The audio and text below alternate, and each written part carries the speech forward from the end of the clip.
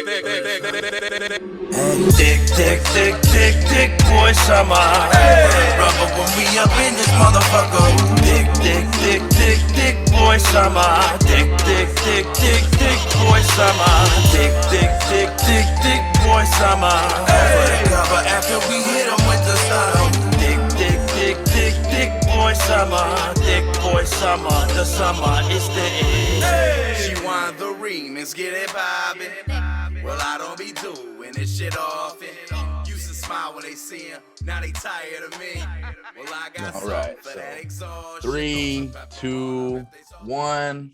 Hello, everybody. Welcome to the Brolific podcast. I am your host, Tony Vincent.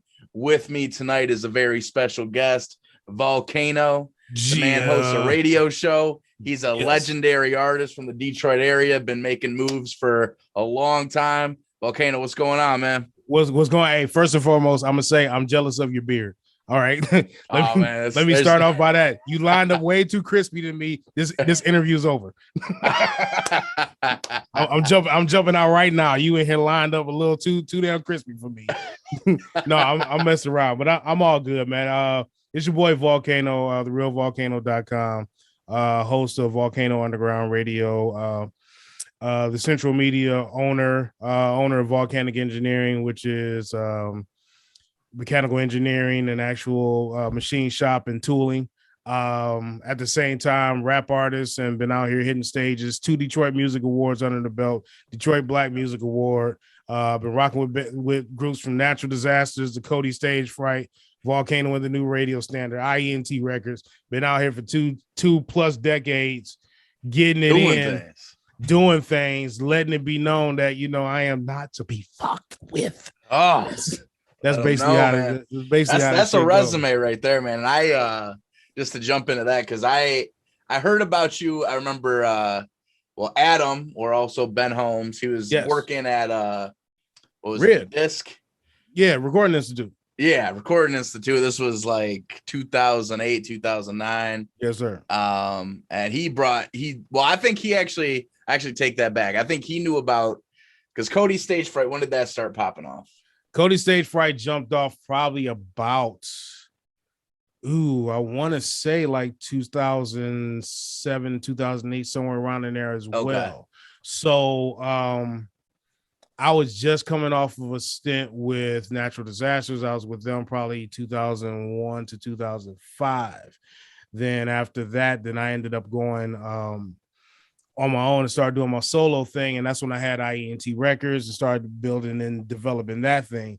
But at the same time of me working on stuff with Cody Stage Fright, I was also working on my solo albums. So when I caught him at Red is when I was there just learning. I'm like, hey, you know what? I'm going to take the time to sit down and actually learn this craft and try to get some kind of certificate or something in it.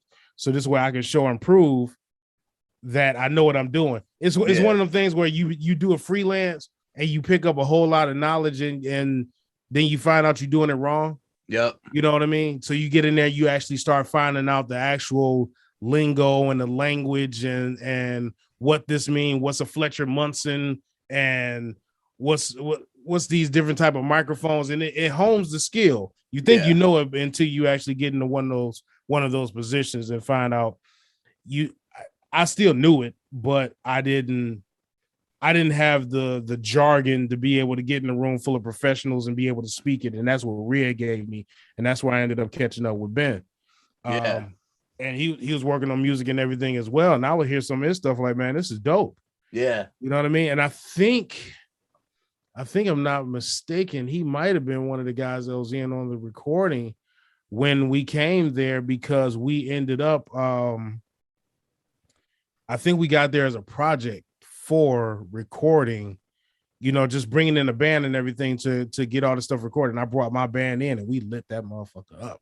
Yeah. No, he was telling me a lot of shit. And he brought, I think you guys had an album or something, because you guys got written up with that, whatever project for Cody Stage Fright, didn't you? Yes. So we did, we dropped a couple EPs. We didn't drop a whole lot of full length music or full length albums. So the first EP we dropped was Champagne Taste with the Kool-Aid Wallet.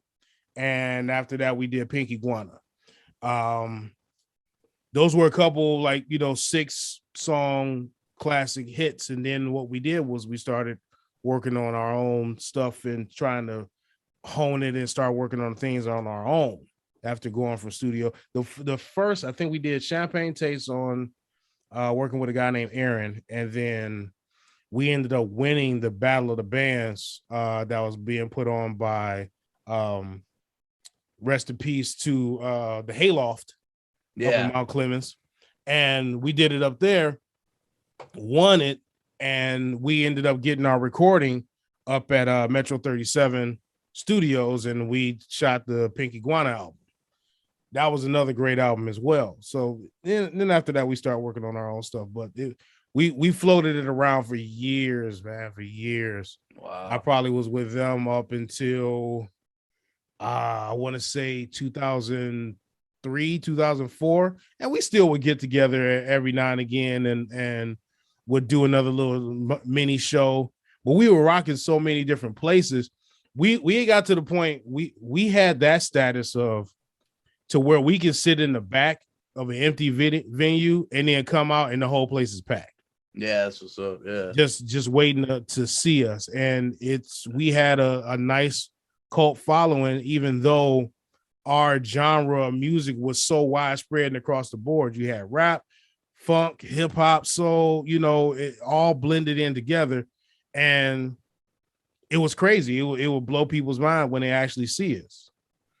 Yeah, man. One thing, because Cody Stage Fright, like what I was gonna ask you, was there any type of I want to use this word carefully because I never I don't look at you guys like you were jocking anything, but was Gym Class Heroes kind of like an inspiration or kind of in terms of that project or when you guys were in that band or any type of felt like I remember listening to it and kind of felt like there was kind of a similar vibes like here and there No, I wouldn't say it was any form of I will say this much. If there was any, you might look at it a little funny. If there was any influence, it was probably like a Tom Waits, Red Hot Chili Peppers. I got you. System of a Down from my end. It's like each person kind of brought their influences together. So you got one guy that's a drummer who's very, very deep into the old school, classic ways of doing it. Okay.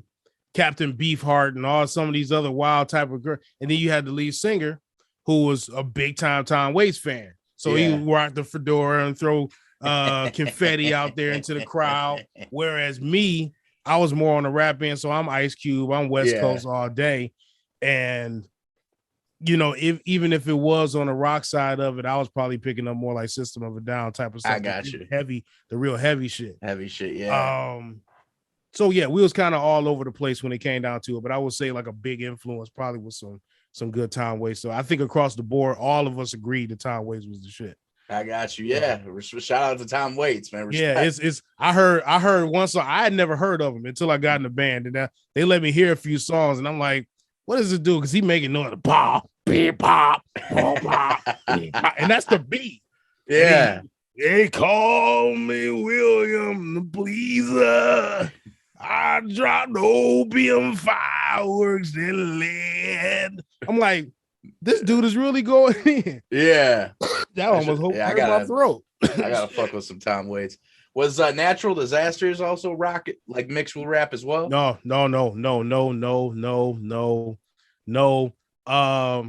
Can I say cuss words on this show? You can, yeah, absolutely. Okay. Natural Disasters was the epitome of bust a nigga head, slap a hoe, shoot the club up. Okay, I got you. It was, but at the same time, the message behind that was straight up destroy and rebuild. We was on a page of, I think our whole main target was the stunners, the ones that perk like they had the money, the ones that was taking the game and was not making it about the true artistry and was just making it about this simple-minded, stupid shit that you can probably get your head cracked open for your whip and everything. You ride through the areas of where we from. Yeah. So we was more so taking shots at them, and most of our music, our biggest song that got us a whole lot of of pub and whole lot of like notoriety and everything was a song called Gimme That. Okay. And it was literally a song about us robbing motherfuckers for whatever they had, like your ring. That was the hook. Your rings, your watches, your ride. We running everything. Your money, your hoes, your pride. We running everything. Watch, jewels, tools, shoes, bitch. We running That's the hook. Yeah, damn. Like, and the video, in the video, we was on some straight up other hood shit. So it was one of them things to where if you appreciated the music, because one, I was producing it, and I was always big into making these huge, like large sounding beats, heavy bass. And I mean, this was like an opera song that I took and put a bass line over it and some heavy shit. So it's boom, boom, all that shit going on. Damn. And then we on there, watch, jewels, tools, shoes, bitch. Like, it was just this whole shit. Like, people would see it. Detroit Rap TV was heavy. Yeah. And we would go to the spot called Toya Spot. Detroit Rap TV would be down there all the time. We went down there, and so many people fell in love with this shit. Some people would see us for the first time, like, oh my God, what the hell am I seeing? Yeah. Because it was so much energy. It'd be 1,000 people with us, all yelling and screaming this song, smoke-filled club and everything. And we up there talking about Gimme That. And we had other songs too. We had some other, like Hoop Dog, basically was just riding around the hood and your hoopty. Yeah. Like, you know,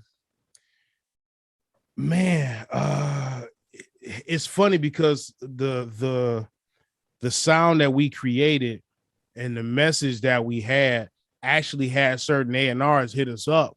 Like, hey, you know what? I really like y'all music, but I feel like I have to tell you I like y'all music, because if I say otherwise, y'all will find me and kill me. It was just that tough. But but we had our moments where we had like this sense of raunchy with this sense of good. Yeah. Like we were superheroes in a certain way, but we were so rough about it. It was like, okay, it was all destroy and rebuild. Yeah. Tear down this whole game, rebuild it with real shit, and let's go ahead and grow off of that. That was the whole point behind natural disasters. Volcano, tornado, typhoon, hurricane, rest in peace, earthquake. You know, that's what we were. That's where the whole name Volcano came from. Damn, before that, I was like crazy. I was like CJ the Eye, the Invincible, making stuff out of the dorm room. But I had bars. Yeah. I was producing and I was doing all the rest of that stuff. But I was doing all that then. Then when I came back home from school, jumped in with a few guys and got this going. Switched over the name, but I made sure I kept my name and made sure it stood for something. And that's what's up, man. No, I never, because I was always like, man, where did the Volcano come from? And that's each of you guys had that. That's dope, man, to have that cohesiveness and have that vision. Yep, verbally outspoken, lyrically creative, and naturally outstanding. That's what it stood for. And everybody thought into this shit. God damn. No, we did. It was definitely, man. We probably pumped out at least in that 4 to 5 year stint. We pumped out at least a good, I don't know, damn near 1,000 songs. Yeah. And it's just going. It was every day. We was coming with something different. And when we find the ones that stuck, we honed it and we made it. And that's kind of what made me better on the rap side of it, because, and then at the same time, I was going to like poetry nights and everything also. Shouts out to Key Club. But nobody wanted to have the worst verse on the track. So even though we all a cohesive group, we're battling each other at the same time. You know what I'm saying? Like we all fighting for the top spot on that song. And so you had one that would go and riddle off some tornado, be ripping and zipping, you know, doing some. Oh yeah, if his name's Tornado, he better be fucking right. Exactly. It was Tornado, Typhoon. Typhoon was he was more of the some folks would kind of compare him to E40, but you know, he would take mine. It was like his whole style and everything was one, and mine was just like harsh and loud and what you think this is a damn game, plans change, man. Your brain sustained the pain, the flame that came like rain. Tame, lame became dame. Sooner we came. And then behind that, you got bang and all these other, loud noises and shit that I'm making along with it. But we were running into existence, ready to rip shit and lift shit to better positions. We all wanted to go fast. Damn, we all wanted to go ahead. We all wanted to go ahead and hit it in that type of manner. So it's over that time frame.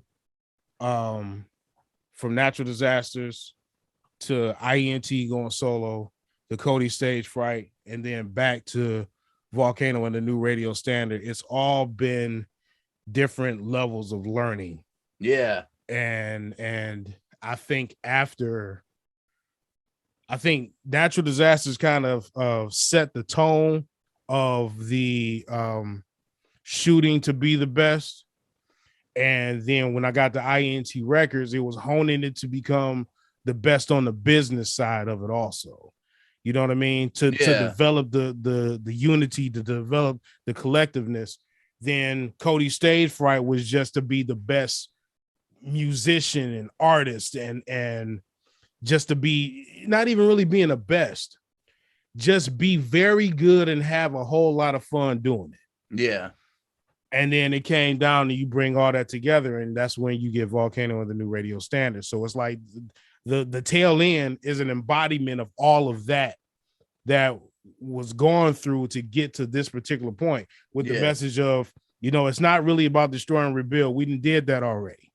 It's, we done had our fun and everything. Now it's just be yourself. Yeah. And if being yourself is busting people in the head, if be yourself is getting out and having some fun, or being the best businessman, or getting out here getting your money, that's what Volcano and the new radio standard is going to bring out. Yeah, that's what's up, man. Because we'll definitely get back to the Volcano and the new radio standard. To take it back, because there's a couple things you hit on that like I wanted to nerd out about. I wanted to ask you about, get your opinion on things. So the natural disaster that started 2001, right? So really the beginning of the new millennium, essentially. Like that's right, exactly. Right after 9/11. Yeah. So right around there. So one thing that, and again, I've kind of been active. I don't know what you want to consider active, really, but I started pursuing this in 2001, but I didn't really get on the scene until 2006, 2007. Gotcha. But I feel like I have seen some changes.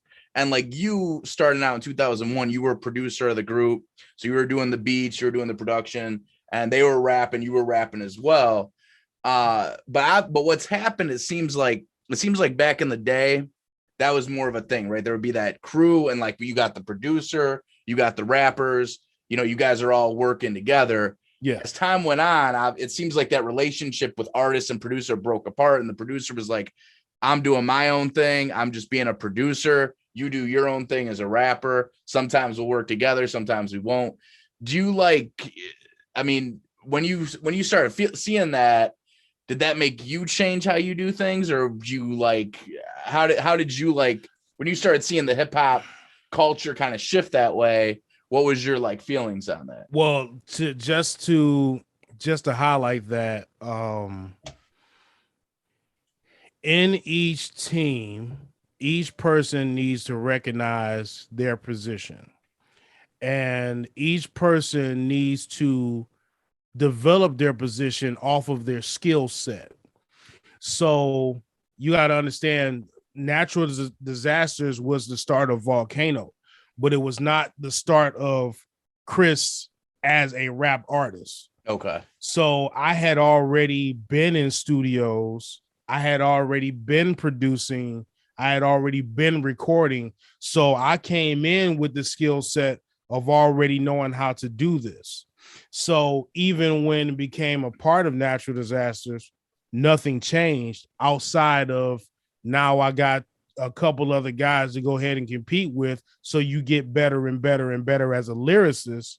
And what that does is help you to develop and get better and better and better as a producer. Yeah. Because now you're bumping your head more and you're sticking the landing a lot more also. So you build off of sticking the landing and you build off of bumping your head. So now when it gets to a particular point when people grow, because every band or group or anything that you're in is a relationship. Yep. And it's a family, it's a brotherhood, it's a relationship that you got to be in bed with, and you can't let the outsiders or you can't let these other systems impede on what you have built. Yeah. And that's kind of what starts to make things fizzle. Now, the whole mind state and whole, thing of it used to be the DJ and then the rappers and then the producer and then the rapper. So that's how you get your Eric B and Rakim. That's how you get your Run DMC with Jam Master Jay. That's how you got your LL Cool J with Cut Creator. Then it came down to NWA. Dre was the producer. Yellow was the arranger. Cube did the writing, and so did Ren. And the main highlight of it was Easy. Yeah, he was a superstar, but with the supporting cast of these other people who do and play these other roles. But guess what? They can rap too. Yep. You see what I'm saying? So that's kind of what you seen. Like in that group, nobody wrote for us. We wrote our own. Yeah. We started off with one person that was producing, and then we picked up and started producing our own. And it was primarily me, and then it spread into more people learning how to do the production and everything also. And I would take and would tweak that and would make those better to give it that stamp, because I was the OG on the production side of things. So the mentality, even leaving, stayed the same. But it did develop a little bit more to, if you're the type that is passionate about something that you do, that means that you're going to learn as much as you possibly can. So me going from, being a freelance producer and engineer for this group takes me, to, okay, I'm going to be on my own, then I'm going to learn what I need to learn, takes me to a place like Red, to where I start to hone that a little bit more and start to network myself a lot more, and then build and develop off of that. So now you don't have just the producer and the engineer mind state. Now you have the businessman. Now you have the record label exec. You see what I'm saying? So the mind state doesn't go, the drive, I'll put it like this, the drive and everything doesn't go anywhere. The mind state grows as time grows, and people sometimes just grow apart. Yeah. Like I want to say that every band that I've kind of been in has in some way, shape, or form grown apart, either by outside sources stepping in and pissing on the parade, or people just saying, hey, you know what, I'm just gonna go my own way. Only thing that is, now you haven't seen much of, Volcano New Radio Standard in the past year. That's an outside source. That's a whole COVID thing. Yeah. You see what I'm saying? So but it's still, even with them, even to this day, it's still been, the mind state of this. I'll put it like this. I've never been the one to really have to like to hunt down people. Yep. To do what I need them to do. So if I need a beat, I'll make it. If I need a graphic, I can make it. Yep. I did this back here. Yeah, that's what's up. I see that. Logo, barcode, everything. If I need graphics, I can do it. If I need video, I can do it. The only thing I can't do is point the camera at myself and shoot it. You know what I'm saying? In a professional manner, the way I would want to. And even if it was, I still can take the video and edit it. I still can take, and then if the radios don't want to give me the pub that I want, I started my own radio show. Yep. So that was the whole point behind that. Like, I want to get my stuff heard. Radio, they played one of my songs and then they let it kind of fizzle. Yeah. So I wanted to keep getting pub. I wanted to keep getting plays. So I started my own radio show. Yeah. Why not?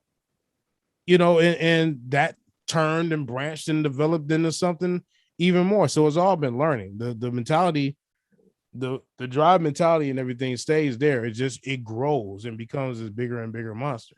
Yeah. Now I'm to the point I don't do it as consistently as I was doing it. But now it's developed into more than just that. I'm a straight up legitimate engineer for sound and for audio and now like actual physical parts. I'm making molds, I'm making fixtures, I'm making stuff for automotive testing and everything. And I've even taken that and grown it to the point of just being a worker to now I got my own company. Yeah. You see what I'm saying? Yeah. So it's you got to keep pushing, you got to keep pushing and got to keep developing all that stuff. So it's to answer your question, yes, it's a difference, but it's at the same time really the same. Do you feel like, though, just to piggyback off that, so like going from 20 years ago, 30 years ago, 40, I mean, really now 40 years ago, when we're talking about the early 80s or whatever, when it was more like, I mean, if you think about the Eazy-E situation, right? Like to have a group, they're going to say, hey, you look like you got some star quality. We're not even going to make you do any writing or producing. You just, be the guy that recites this. We're going to write, we're going to produce. I feel like today that like in terms of a grassroots situation, I'm not talking about, like a record label picking people and like hiring writers. I'm talking about from a grassroots level. I don't see anything like that ever happen. I feel like each person, we're kind of more, I don't want to say it in like a negative way. I don't like I have a podcast, you have this thing going on. I'm not looking at you like it's me or you, but it does seem like it feels more like each of us, at least in this, whether it's even hip hop, it doesn't even have to be hip hop, music, right, entertainment, content creation. Right. It feels like we're all playing so many different parts and we're trying to be like a one-man group. And I wonder if that loses quality versus having a group and each person, concentrating on one thing. It's a double-edged sword that you're talking about. Yes, it loses quality and yes, it gains quality. It's kind of both ways. Here's where it wins. And you see a lot of these artists and everything right now, they have to do it on their own because they're broke. Yeah. They don't have the money to pay for somebody else to do the writing for them. Or if somebody else is doing the writing for them, how good is their writing to say that they should be writing for you? Yeah. You know what I mean? How many hits have they wrote to say that they should be writing for you? Yeah. If you feel like you can write a song better than somebody else trying to come and write the song for you because you've made hits and they have not, then keep on doing your damn thing. Yeah. It's just that it's a difference when you get the money behind it. Like I've always said this, I never wanted to work in fast food. I never wanted to be a cook. I never wanted to be a chef. I never wanted to do anything because I do that for recreation. Yeah. I do that for fun. I do it because I like it. The minute that I take and I put money and a dollar sign behind it to where I got to do this to keep making me money, then it all changes. Yeah. Then you need to hire folks. You need to bring this in. And it's now you have to create this machine versus you being the machine. Yeah. And some people like being the machine, or some people don't have a choice. They have to be a machine. So when they get into the game and they get picked up by these labels and these labels say, oh, well, we're going to produce for you. We got writers for you. We got designers for you. We're going to do all this stuff, that, and the other. And you personally want to think to yourself like, well, I've been doing this stuff myself and it got me to this point. Yeah, it has, but we're putting money behind you. Yep. Okay. And we want to protect our investment. So we're going to make sure that we make the hits that we want to hear. We just need you to sing them. Yeah. We just need you to rap them. Use that illustrious voice of yours because that's pretty much all we were attracted to. I mean, let's just keep it real. Not everybody listens 100% to all of the lyrics. Yeah. So them lyrics that you're trying to hang on to, nobody cares. When it comes down to women, they just want to bop in the club. They don't even know exactly what they're saying. They're going to listen to the first 3 lines, and that's it. So all this stuff that you're trying to say, it don't matter. So why not have somebody do it for you? Right. Now, the double-edged sword to that is when you get that type of catering and then the label decides that you're no longer, what they want to do or the direction that they want to go, and they drop you, then now you got to get back to the grind of making what you want to make to try to keep yourself in the spotlight. But guess what? You're going back to an old mentality that they have stripped from you and rebirthed you as something else. Now you want to go back to doing the raw stuff. Guess what? Nobody's going to bop to that. Yeah. Just like when Dre came back 20 some years later after Chronic 2000 or however many years later and dropped the Compton album. Yeah. I personally felt that Compton album was amazing. Yeah. All right. Cover to cover. It was dope. But you don't know how many people was like, that's Dre. Ugh. Yeah. Like, where's the explosive? Yeah. Where's this, that? Where's the Chronic? Where's the weed smoke? See, Yeah. you don't see the dude grow. Yeah. He became something different, but people didn't accept him because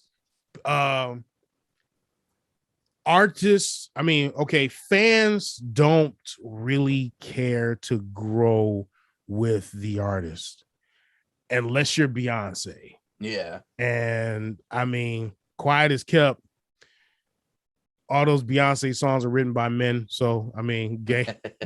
It is what it is. So they're not really growing with Beyonce. They're growing with, whatever man wrote for her. Yeah. So but they don't really they want to just hear the hits, just sing the hits. Like Snoop can drop a new album right now and motherfuckers be like, well, where's Doggy Style? Right. Because Doggy Style is a perfect album. That's something interesting too that I'm always curious about, because it seems like when an artist is new, right? So like Snoop Dogg, Eminem, Dre, all the, Ice Cube, whoever, you could pick any name in a hat.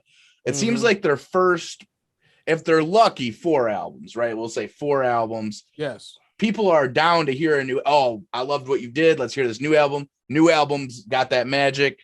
Next year, new albums got that magic. Next year, new albums got that magic. But eventually, like when you become Bruce Springsteen or even Eminem now, while we're sticking to hip hop, the dude goes gold or platinum every time he drops an album. So he's not hurting, but he doesn't get the same reaction that he did, in his first decade of making music. He doesn't, because here's what it was. Eminem was probably the first one to bring some of that rock and roll mentality to rap. Yeah. Suicide, killing yourself, popping pills, and devil worship, even if he was joking about it. Yeah. Let's just keep it clear. He was joking. Yeah. He wasn't seriously actually, cutting this thing off and shoving it in the dog's mouth or some shit. But the thing is, he was so comedic with it. Like, he fell in line with some of the ICP stuff. Yep. It was just funny. That's the only reason you appreciate it, because it was funny. Redman is another one he's got bars, but at the same time he's entertaining. He's his funny. Personality, his personality. Then was entertaining. Then what happened is the entertaining got serious. Yep. Because life started happening. And what he did was he started to grow, and he hoped that his fans would grow with him. And some of them didn't, some of them did. Because he dropped a couple duds out there. After Eminem's show, I kind of lost track. Yep. It wasn't until he dropped like these recent ones where I was just like, okay, finally he stopped making one. And here's an attest to like what we were just talking about. What happened was he stopped making his own beats. Yeah. Okay. He started letting other producers do his stuff because M's beats were starting to sound the same. Yeah. And he started bringing in people from outside of his camp. So he wasn't bringing in D12 and Royce the 5'9" and all this stuff. He's got songs with 2 Chainz and Young M.A. And you see what I'm saying? So now he's bringing in those, and late in the game, he starts implementing what the labels typically would do. Yeah. And that's what started revitalizing them. So especially bringing in like a Jordan Lucas or whatever, Lucky You, they spazzed. Yeah. So you take Eminem and put him in with the actual machine, even if he's writing his own stuff, which I'm pretty sure he damn well is. Yeah. You put him back in the machine, let him write his own stuff, let somebody else produce it and engineer it, and then bring in some of the featured artists. Now look, he's back in his position. Yeah. And having actual hits and having actual songs that's standing out. After he did Rap God, and he just took that ball and ran with it. Yeah. Because everything became fast after that. And then you would go back and rewind it over and over again. Like, what the hell you say? My biggest YouTube video, shame on that. My biggest YouTube video that I got right now is me doing a review of Chloroseptic. I got 200 and something plus thousand views on that video of me just sitting here in the same fucking spot, listening to the album and talking shit about it. Yeah. And people showed up for that. You know how many bangers I got on my stuff? Yeah. Like, so it's Eminem stuff does get views though. For real, no, it definitely does, because of him. He's the greatest. There's no denying it. He's the greatest. He doesn't drop the greatest music all the time, but technically, bar for bar, he is the greatest rapper that lives. Yeah. Period. So it's you see other guys like your Kendricks. Yep. Kendrick has consistently 4 great albums. Yep. Your Andre 3000 and Outkast, they have consistent great albums. MJG and A-Ball, you know, they had theirs and then it slowed up and then they picked back up. It's you find so many different artists with that thing that is good about them, and then next thing you know, they're like running backs. Mm-hmm. They go on the next year. So watch out for your fantasy list, because you might have somebody that just shoots the lights out on one year, and the next year he's a dud. Oh yeah. Shouts out to what's his name, Le'Veon Bell. You know what I'm saying? Yeah. You know,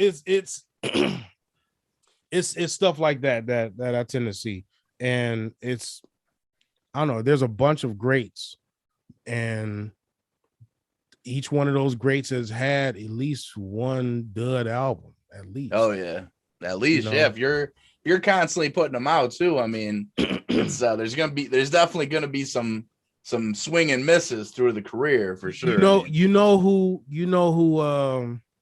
I respected, and they got in and got out. Well, they still try to hang in there, but they got in and made the most. Is Master P with this whole No Limit era.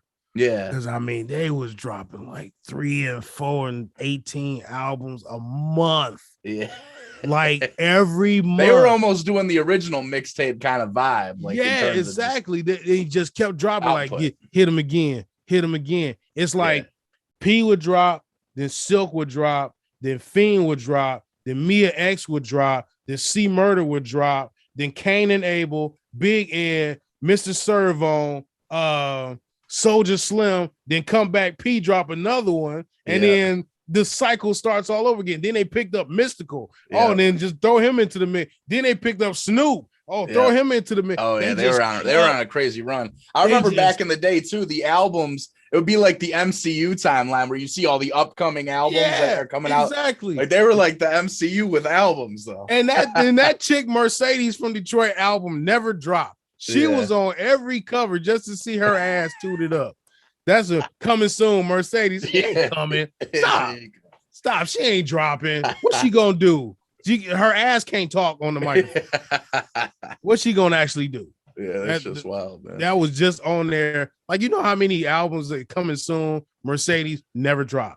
Yeah, never dropped. Yeah, she was. So she got more rub out sessions from some young kid than her actual. I ain't shit. I don't give a damn. I ain't shit. She probably listening right now. but anyhow, she's waiting to drop. She's gonna drop that shit. Yeah, she rating. She's still like, y'all know who I am. Who are you? And she turned around and showed her. Oh, you. It's gonna be like the Detox, man. We've been waiting. Waiting. I should put that on my face. Is the Mercedes album ever dropped? I don't even know what she did. You know what I'm saying? Yeah. Outside of had that 2-piece yaki in her hair and fucking bent up. Man, I ain't shit. So and one thing you said, this is one thing, because you've been in the scene for a while, active, and you probably knew about the scene, you know, a minute before that even. So one thing is someone who's followed hip hop and obviously Detroit hip hop for a long time. I've seen it go through these evolutions. So you mentioned something about like Eminem and ICP, and like, you know, I went through my Esham and Dice, you know, phase and everything. And it seems like, you know, there was the start of Detroit hip hop was like horrorcore. Like some of the first dudes that were really getting notoriety. I'm not saying everybody that was rapping in the beginning in Detroit was horrorcore, but it seems like the people who got the biggest were horrorcore in the beginning. And then like in the mid 90s, it got into more like MCN, like, you know, Fifth Element and, you know, that kind of thing. The rap battle shit started popping off more. And then like after the 2000s, it was more street rap. And that became like the Detroit sound. And it is weird, like, because I feel like horrorcore, when I see a lot of these other artists that, you know, try doing it here and there, whether it's Hobson or whoever else, I feel like I don't know if that sound emerged before Detroit. I mean, I feel like that's something Detroit should almost be more proud of than it reps. How do you see that? Now, the one true, let me say this, and I'm gonna send a shout to my guys over at Submerge and all the rest of this. One true sound that came out of Detroit that is nationally known is Detroit techno. Yeah. All right. So let me just put that out there. As far as the Detroit rap goes, the reason it probably sounded more like horrorcore, because you got to look at the 80s and 90s was crack. Yeah. So Detroit was horrorcore in itself. Yeah. You see what I'm saying? Without even rapping about it. Yeah. So without even rapping about it. You had you did have your Eshams, you did have he was probably like one of the main ones that started getting some notoriety, but there was a lot of others and everything that had a little bit. You know, you got your, was it Redhead Kingpin that was from here? I don't think he was from here. It was oh man, Awesome Dre Hardcore Committee. Yeah. AWOL, I just pulled up one of their songs. They had this slamming ass there was the one that they had the beat, and the box was out at that time, and it was sweet because the beat was kind of boom beatbox, and it was just and they got this jaw shit, and so it was that type of thing. But I think it was more about like some of the dancing and some of the hardcore rapping and everything, because everybody was tough. It was just a tough time, especially coming off of we was a big time sponge, especially from West Coast music. And then it migrated a little bit as time moved on. Then we started picking up a lot more from stuff like the Chi and New York, and that's when you start seeing your slums, your Slum Villages, your Elzais, your you know, some of the other guys that was a little bit more conscious on the page. Yeah. And then you pick up the battles and all the rest of that. Then you start getting, you know, your Marvs and your Quest and then you got the street stuff. So you got your Street Lords and your DZs and all the rest of it. So all these things built and progressed over time into us. Yeah. They was all targets. Yeah. Like, so we watched and we saw and we peeped.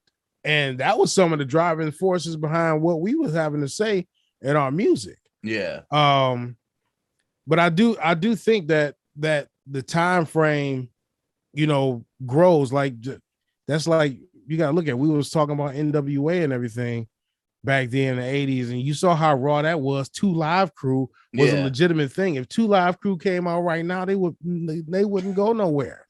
It would get censored so damn hard. They tried to get censored then, but they really would censor it now. Like, I go back and I listen to a lot of the stuff that came out then, and listen to it now, I'm like, hey, this shit wouldn't fly. Oh yeah, no, there's a lot of shit that there's a lot of stuff that wouldn't fly. And Eminem would never have.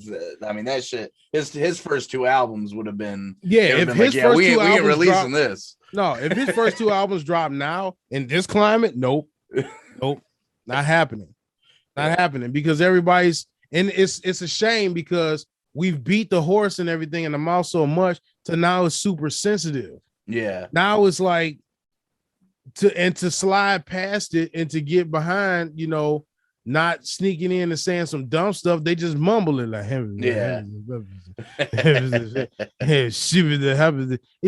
that's what you hear.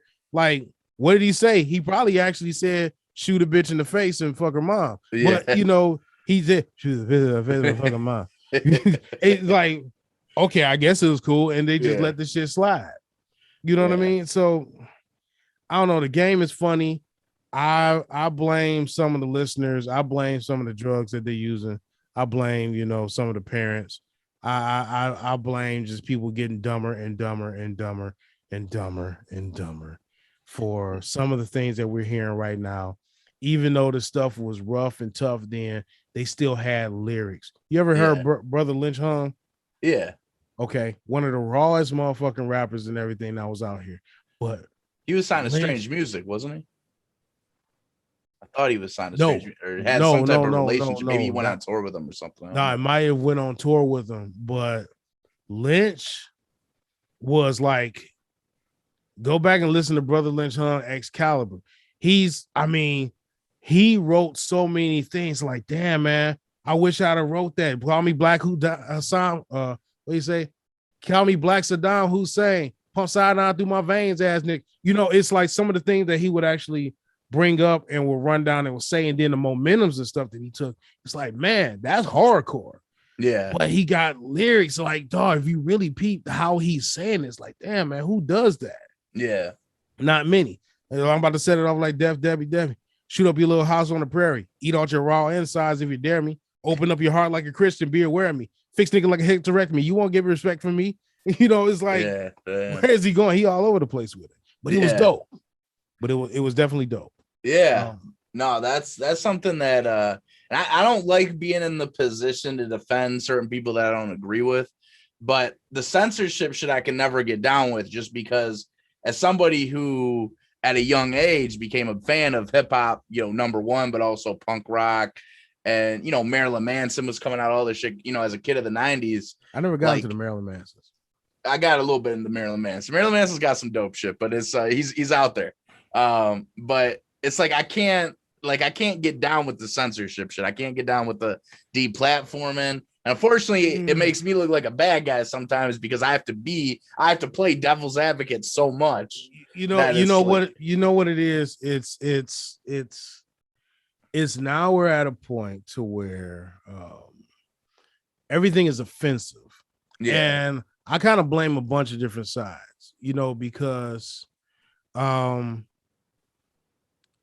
it's to the point to where you can't really talk and say exactly what you want to say because everybody's hitting the green flag and trying to cancel everything. It's just like when Chappelle was like, I'm going to sit here and I'm going to listen to everything that you say. And the minute you say something and I find that it doesn't matter if it's now, you're done, buddy. It's like they sit there and try to dig up anything. I'm pretty sure. See, this is why I can't run for politics, because I'm pretty sure there's a video out there. There's something on a radio show that I just said that is going to implicate me in so many ways. Oh, yeah. To being either a racist, homophobe, or anything to that extent. And they're going to take it and try to use it to me. There's one thing I know that they'll try to use already.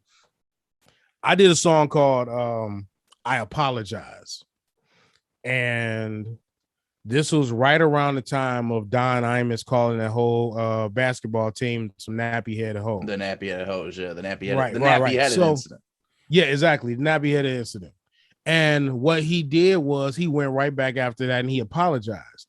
And that was supposed to be all cool. So I'm like, you know what? I'm about to take and I found the song and I sampled it and I used it. And I made it to where I'm like, I'm gonna say some of the nastiest, rawest, foulest shit that I can say. And then on the chorus, I'm gonna apologize. And I did that. And you know what That's happened? Fucking great. I went to the Bullfrog and I did it, and I didn't explain it. I should have explained it, because I seen some people heard me start doing it and they noses turned up real quick, like, huh? Oh, I'm gonna go this way. But if I had taken the time to explain it first, then they would have got it. Because because I started off the songs. I'm a grown ass man with a grown ass mouth, so I'm gonna grab the microphone and spit some grown shit out. This is just my opinion, but it's how I feel. If you don't like it, I can care less. That's for real. First off, if you a man and you want to fuck a man, or you get your dick sucked by a man, then you a fag. Y'all fags need to be lynched. We was made to create, and in that state, you can't make shit. And you bitches, all you want from niggas is dough. If you a stripper, fuck a man for money, then use a hoe. And y'all hoes need to be slapped. Take your dumb ass to school and read a book before you lay on your back. And y'all trick ass niggas disrespected the game. Only ones that know for paying for pussy is fucking lanes. Y'all coming up short every motherfucking time, need to die. Now that's off my chest, bitch. I apologize. I know my actions rude, my words be kind of cruel, but it's cool. And it's the Anita Baker sample, like, I apologize.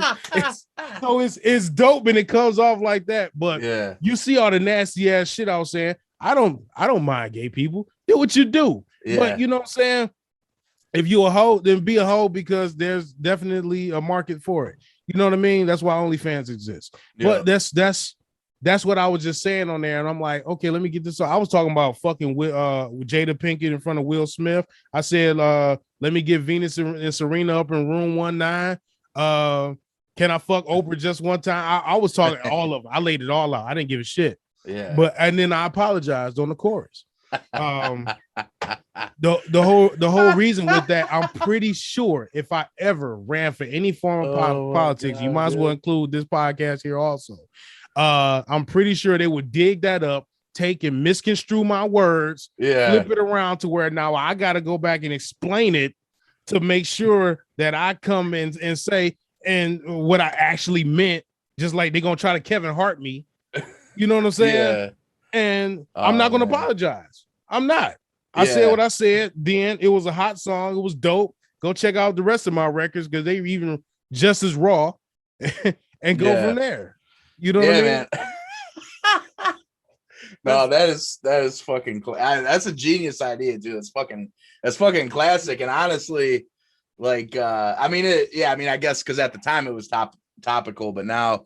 It seems like almost it would you could almost like recycle that song, like put it out again. And yes, exactly. I could. A lot of people would relate to that shit. I've thought about doing it, dude. I got songs about I got a song called Splash. And Splash is about coming too fast during sex. Okay. Like I'm trying to hold out for 4 or 5 minutes, and all of a sudden I'm not even rapping. I'm just talking over the beat. Like I'm trying to go for 4 or 5 minutes, all of a sudden, splash. And then the chorus goes, sometimes I can't control it.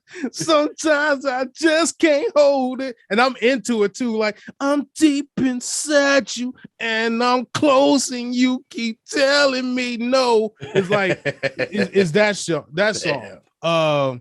Back with Disasters, we had a song called Lockjaw Semen Demon. And that's what it was, Lockjaw Semen Demon, come catch it all in my grill. You know, shit like that. I when I got to Volcano, the new radio standard, I smoothed it out a little bit. And I tried to I finessed it. So then I made a song called Take My Picture. And basically, Take My Picture is a song about getting your dicks up. Like, baby, would you take my picture? I really like your smile every time that I'm with you. I'm ready for my close-up headshot. Like, it's really about getting some head. I did a song called Borrow Your Daughter. I made it so light and smooth, and all I did was diss the hoes that I was used to be with that left me. Like, so there's so many different creative ways to do this, to try to weave it in and get past this cancel culture. You know why? Because they don't pay attention to the lyrics anyway. No, you know what I mean? For real. No, that's funny. It reminds me of a story. I had a song called Windshield. It's honestly one of my favorite songs I've made. And there was this woman's I didn't really know what the event was, but it was a woman's like, I don't know, woman's pride or women's celebrate women performance day at Old Miami. Oh, and, okay. And so like, and I didn't know, like I already had my set planned out. And so I go up there and this whole song it's like a breakup song, right? So it's all about like me going crazy about this girl. And then at the end, driving us like in a car into where like I slam her and she goes through the windshield. And that's like the end of the song. I'm sure that went over well. Yeah. So at the end, the lady's like, why would you do that at Celebrate Women's Day? And like she she lectured me on stage and the whole thing, bro. Yeah. Oh man. Everybody in the crowd was like, what is this dude talking about right now? Right. Is that it's one of the like moments, the whole like, second verse is me like wishing all these like terrible things on her. That was the wrong song for that environment. That was but again, like I said, I'm pretty sure had you got the opportunity to explain that before, like, yeah. So now I start giving disclaimers sometimes before certain songs, and I'm like, look, if you offended by this, that, and the other, just walk out because this is about to get real ill. Yeah. You know what I'm saying? It's like I've had a song called Beast Fuck, and my boy was trying to get this song to like the strip clubs. Rest in peace, my boy Skids. But he was trying to get this song to strip clubs, and it's literally called Beast Fuck. And it was so raunchy that the strippers was like, I mean, even we want to have some kind of pride about ourselves. Like, God damn. Like this is oh my God, it was so horrible. It was so horrible. But yeah, we did that. Yeah, it's funny too, like how, because honestly, when I think back about my memory, I didn't go into that with ill intentions. Like I was like maybe in a way this is empowering to women because I'm saying this from the perspective of a dude who got dumped. So it's like I'm the loser kind of in that story, right? In that story, so right?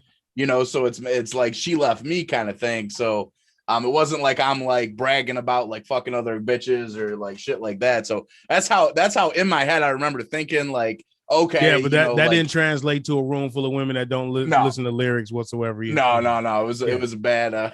They're like, I can't dance to this. I'm walking. It was away. all bad. But yeah, I'm the same way with you know, a lot of older shit. Really, up until 2011, you know, there would be lyrics of mine where, you know, I'm saying, you know, the F word here and there and shit like that. And I didn't even mean it in like a derogatory way. It just was like part of my that's just you toolbox. Just doing you, right? Exactly. Yeah, it's just part of my toolbox and shit like that. And so I'm definitely all they gotta do is listen to like the past, you know, my first decade of music, and it's all bad. Right. Oh yeah, definitely. If you go back and dig up the old archives, I'm telling you, I cannot run for politics. Yeah. I wanted to, then I think like, yeah. Do you think being unapologetic? Because like when I looked at Trump, right, it felt like, you know, everybody else, anytime the slightest thing would happen where they were nervous about people finding out or how people would feel, they would instantly like resign. They would say sorry, and he just would not give a fuck. And it almost seems like it propelled him.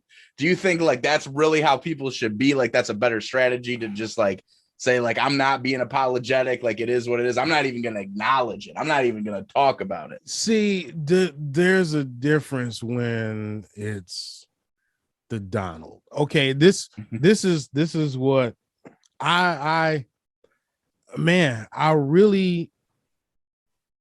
not gonna say I hate the dude.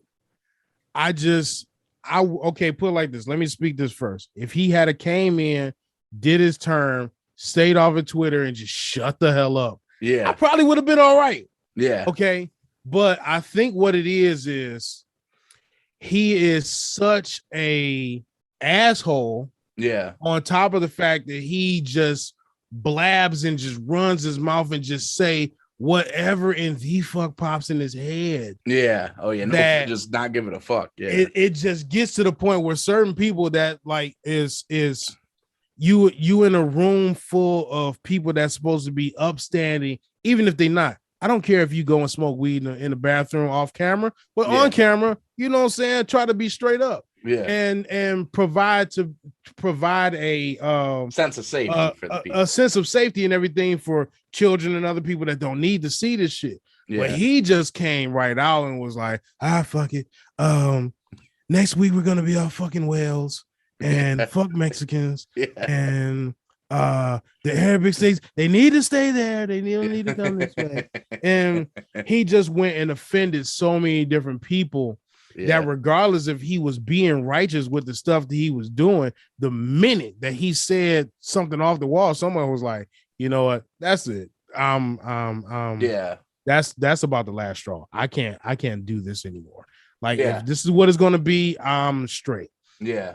And I think that's why it didn't turn around to him getting a second. I think if he had had a lot more tact with what he said, if he had a lot more, more just knowledge of some of the stuff that he was talking about, he probably would still be the president. If he was, better at filtering shit. Yeah, but see, just like Chappelle said, like all some of the racists and everything that's out there, he's singing their greatest hits. He doesn't have to be a racist. I'm not going to say that he is, because if he was, I feel like if you're racist, you don't want black money either. Yeah, you know what I mean. Like that's what I've always said too. Yeah. I've pretty much felt that way. Like you don't want my money, you don't want this, you don't want me to be anything. So therefore, you're going to be extremely blatant about that. But he's a businessman also, so he's smart enough to know that regardless of what feelings he may have, he needs to go ahead and holster that. But every now and then, he kind of let it seep out, and it was like, "Fuck yeah," and stood behind him. And of course, that didn't prevail. I don't think that people should be more unapologetic like that. Yeah, I think you still need to respect people in your surroundings.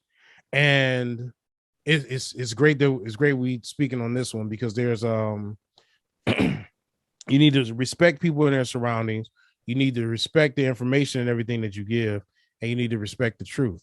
There was a book written by a guy named Harry G. Frankfurt, and it's called On Bullshit, and it basically started off as an essay talking about bullshit. And the thing was, he laid out the difference between a liar and a bullshitter. And he gave more respect to the liar, because the liar in some way, shape, or form respects the truth enough to know to not deliver the truth to those who do not need the truth. Okay. Like, if you went outside and did something you don't have no business doing, but you're able to cover it up, you don't need to tell your girl exactly what happened. You can lie and get away with it. Right. You know what I'm saying? I don't mean you out here cheating on her. I'm just saying it's certain small stuff that you don't have to, the right hand does not always have to know what the left hand is doing. Yeah. That's the lie. But the bullshitter doesn't respect the truth whatsoever. They don't care about the truth. They don't care about the lie. They just go ahead and just blab off any old thing whatsoever. Yeah. And it doesn't even matter to them. And when you have a person that's a bullshitter, you can't really respect that. Yeah. And another line, he was in an interview and he broke down his line. He said, I tried to memorize this verbatim so this way I can actually say it. But he said that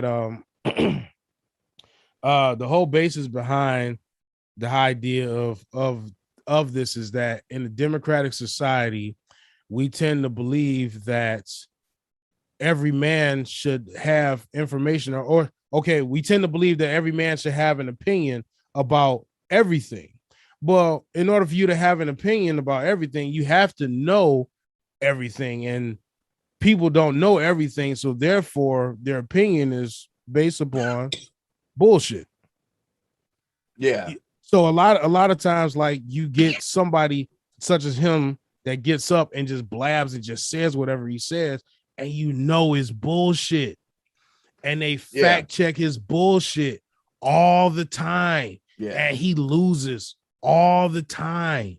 So when people see like he's not only is he bullshitting, but he's unapologetic about his bullshit. He doesn't even have the information to support his bullshit. And then when he finds what he thinks is information to support his bullshit, it turns into more bullshit. And people is like, bullshit. And they like, I'm done.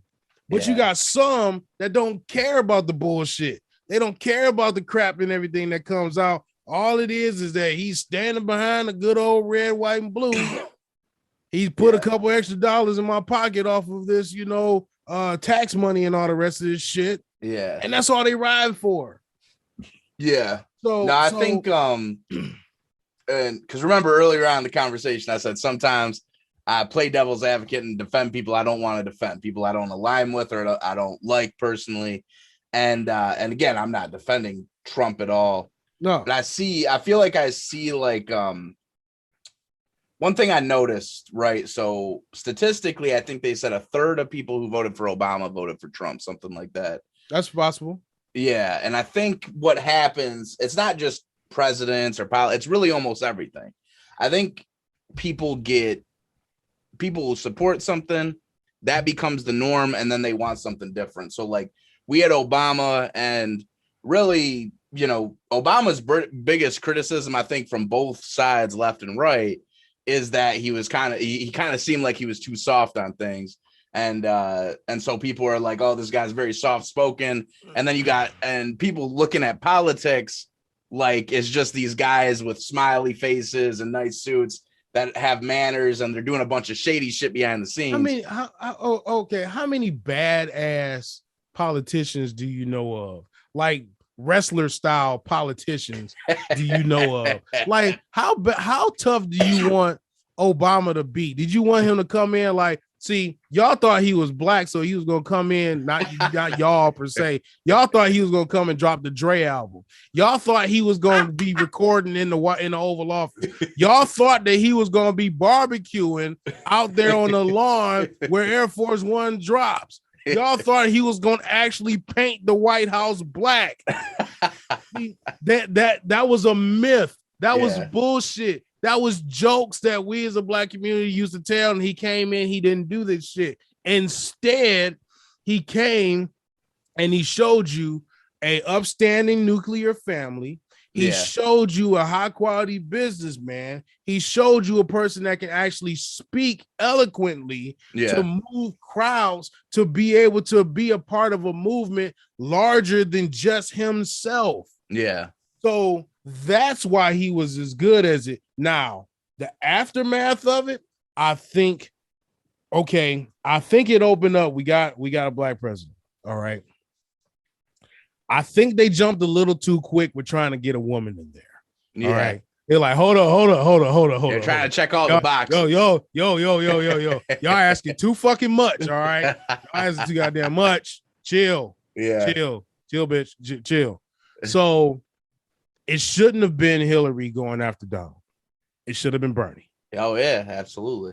Bernie was whooping Trump's ass across the board. Now, listen, we're not gonna delve too deep into the. Well, we can go in whatever direction we want. This is what we do. Yeah, but the universe is ours. Yeah, exactly. So it could have been Bernie. I feel like it should have been Bernie, and it wasn't, and it was Hillary, and Hillary got wiped out because a bunch of different things that popped up in her past, which of course they know that she could have been doing some dirt in the first place. They wanted to get Donald in there.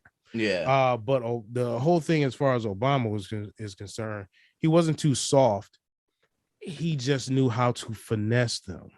Yeah. He wasn't too, easy on them. He just knew how to finesse certain things. And we see it as, people of color see it like, oh, that's just him being smooth. Yeah. Anybody else is like, oh, he's just being soft. He's just deplorable. And if you notice, you happen to peep the differences. I see when they do these the comparison things of how I pick on Fox News all the time because they will jump on the bandwagon of one person and then another person do the exact same thing. They'll be like, oh, it's just horrible. That's just terrible. She just did. Are you serious? You can instantly tell exactly who they don't like, and they'll Yeah. support the people that they like regardless of what they do. They just love their dirty draws. Yeah. And I think what happens is why something like that is so dangerous, because you get specific people who only watch that form of media, and that's what they develop off all of their truths from, versus seeing it from all different walks of life and seeing it from all different angles, because your brain is not this one-dimensional thing. It's actually multiple dimensions that you can take this into. Yes, I'm a spiritual person, but at the same time I learn and develop from other forms of religion outside of just my own non-denominational background. So I'm listening to stuff from Buddhists. I'm listening to stuff from Tao and from Catholic and from Baptist and all the rest of these things, and even Islam. And taking and developing my knowledge of what spirituality and everything can be from that.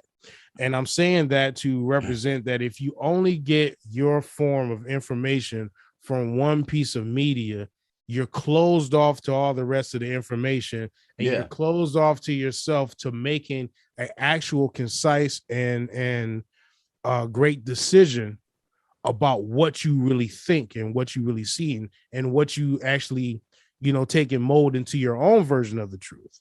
That's comfortable for you, because you're bringing it in from all over the place. Yeah, absolutely. And a lot of people don't realize, like, I'm not a news like, when I say news, I mean like CNN, Fox News, MSNBC. Like, to me, they're all fear factories, right? And the people that are on them, they're basically like verbal mercenaries, because like Tucker Carlson, he's like a big one right now, right? He used to work for CNN, and he used to rep CNN, and now CNN's fake news, right? Shepard Smith used to be on Fox News. Now he's, I don't know, ABC, somewhere else. So these people will say whatever they're getting paid to say. I don't even trust their opinion. Of course. You know what I'm saying? Yeah. You're here to do a job, do it or get out there on the street. It's just like the rap game. Yeah. Like, we got somebody to write for you. You good. Yeah. Just sing the song, sing the shit on the paper. Yeah. And just leave it at that. That's really all it is. Any person that's in the media and everything like that, and you see sometimes they can decide to up and switch. It's funny that you mentioned Tucker, because I just today watched the whole the video where, was it Crossfire or Crosstalk or something like that they had, where Jon Stewart came on there. I never seen the whole thing, and I sat there and watched it. Like, Jon Stewart was just there to be like, just like, stop, like, y'all just stop doing what y'all doing, like, y'all on some bullshit, stop. He recognized them for being bullshitters, and he called them on it, and the show was canceled after that. Thank you. You know what I mean? For real. Like, it's time for people to start calling this bullshit the way it actually is. I tend to gravitate to thinkers. And even Muhammad Ali. I like Muhammad Ali. As a boxer, I think he's one of the greats, but I like Muhammad Ali more for his boxing, but more for his off-camera entertainment. And when you sit down and actually listen to interviews and talk with him on a deep and personal level, he makes a whole lot of sense. He's your man's man. At the same time, you got your Bruce Lee's and some of their teaching. Alan Watts is another big one that I like listen to, and it's all about learning yourself and your mind and how to hone it, how to tune it, how not to worry because you're worrying extra, because because of so many things. Like, you're worried because you're worried, and then that makes you worry even more. It's all ways to try to take and hone your mind to make it work for you, instead of you think that you're working for your mind, or you trying to force the issue. Just let it be. Just let it go and absorb all this stuff that comes in. So many folks are not allowing themselves to do that because they don't know that they can. It's not even being promoted to them that they have the opportunity. It's got to be this way. Coke is it. It's got to be this way. McDonald's. It's got to be this way. You got to either have an iPhone, you got to have a Samsung. And if you got a Samsung, you hate people with iPhones. Why? You know why I hate people with iPhones? Because people with iPhones feel like they're the shit, just like people with Samsungs feel like they're the shit. So it's like the beast is going to catch you. The beast is going to make you pick a side. Yeah. It's either PlayStation or Xbox, man or woman, black or white, Republican, Democrat, Yamaha or this, that, or Honda, or Ford or Chevy, or you know what I'm saying? Yeah. Like rubber mulch or cedar. You gonna find somebody to debate the opposites of everything that is out there that exists. Yeah. And the crazy. ones that latch on to it, they tend to feel like just because I have it, nothing else exists. Yeah. I got into it with a dude. Look, I'm wearing a shirt right now. It has cufflinks. Yeah. All right. I had to show that off. The reason being is because I had somebody tell me like cufflinks are only meant to be worn with a tuxedo. No, they are not. Cufflinks are meant to be worn with any form of shirt that can actually take a cufflink. Yeah. I don't have to be wearing a tuxedo to wear a shirt that wears cufflink, but because he feels that the only time that he's worn cufflinks is when he's worn a tuxedo. That's the only thing. That's the only time. No, it's not.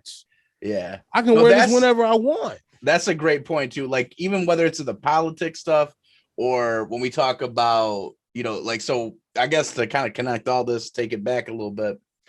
So one thing, why I have my stance on quote unquote cancel culture or even how we view racial issues and stuff right now, where I do feel like, and you can tell me how you feel about this, absolutely, but I do feel like right now, speaking of the tribalism, the sides, we're splitting each other up so much now. Like, where when I grew up, in the 90s, it seemed like to be a teaching, and I grew up kind of in diverse communities. I grew up in Oak Park, different places like that, where it wasn't like just a predominantly white place, right? So there's a lot of different demographic of people, and it was more like, you are humans, you are not your race kind of thing, right? Or your ethnic background or your religion, whatever you want to say, sexuality. Now you're a human, and then whatever else you are after that, that's secondary kind of thing. Right. Now it seems like it's the opposite. It seems like we're humans secondary, or even in some cases third, and what we look like or what our sexuality is first. And it's one of those things, and you're someone who can attest to this probably too. Just because you're black doesn't mean you are 100% in agreement with all black people, right? And there's a lot of them. I do not agree. Right, but that's like with everybody. So it's weird to even for me to even wrap my head around that. And where I personally find myself like troubled is because like I grew up, my mom's family is Jewish, my dad's family is Italian. And my dad and my mom were the first people in their families to really, basically be with somebody outside of their group. Right. Right. So I'm the only reason I even exist is because those two people decided, hey, maybe we should kind of mix this thing up a bit. Right. Maybe I don't need to date an Italian, and I don't need to date a Jewish person and, it's the same exact thing all the time. So I'm a product of people stepping out of that and being like I want to use this word, I want to be careful with my words, but basically being a slave to your own culture, being a slave to your own, racial makeup or identity and stuff, and say, hey, we're going to do something different.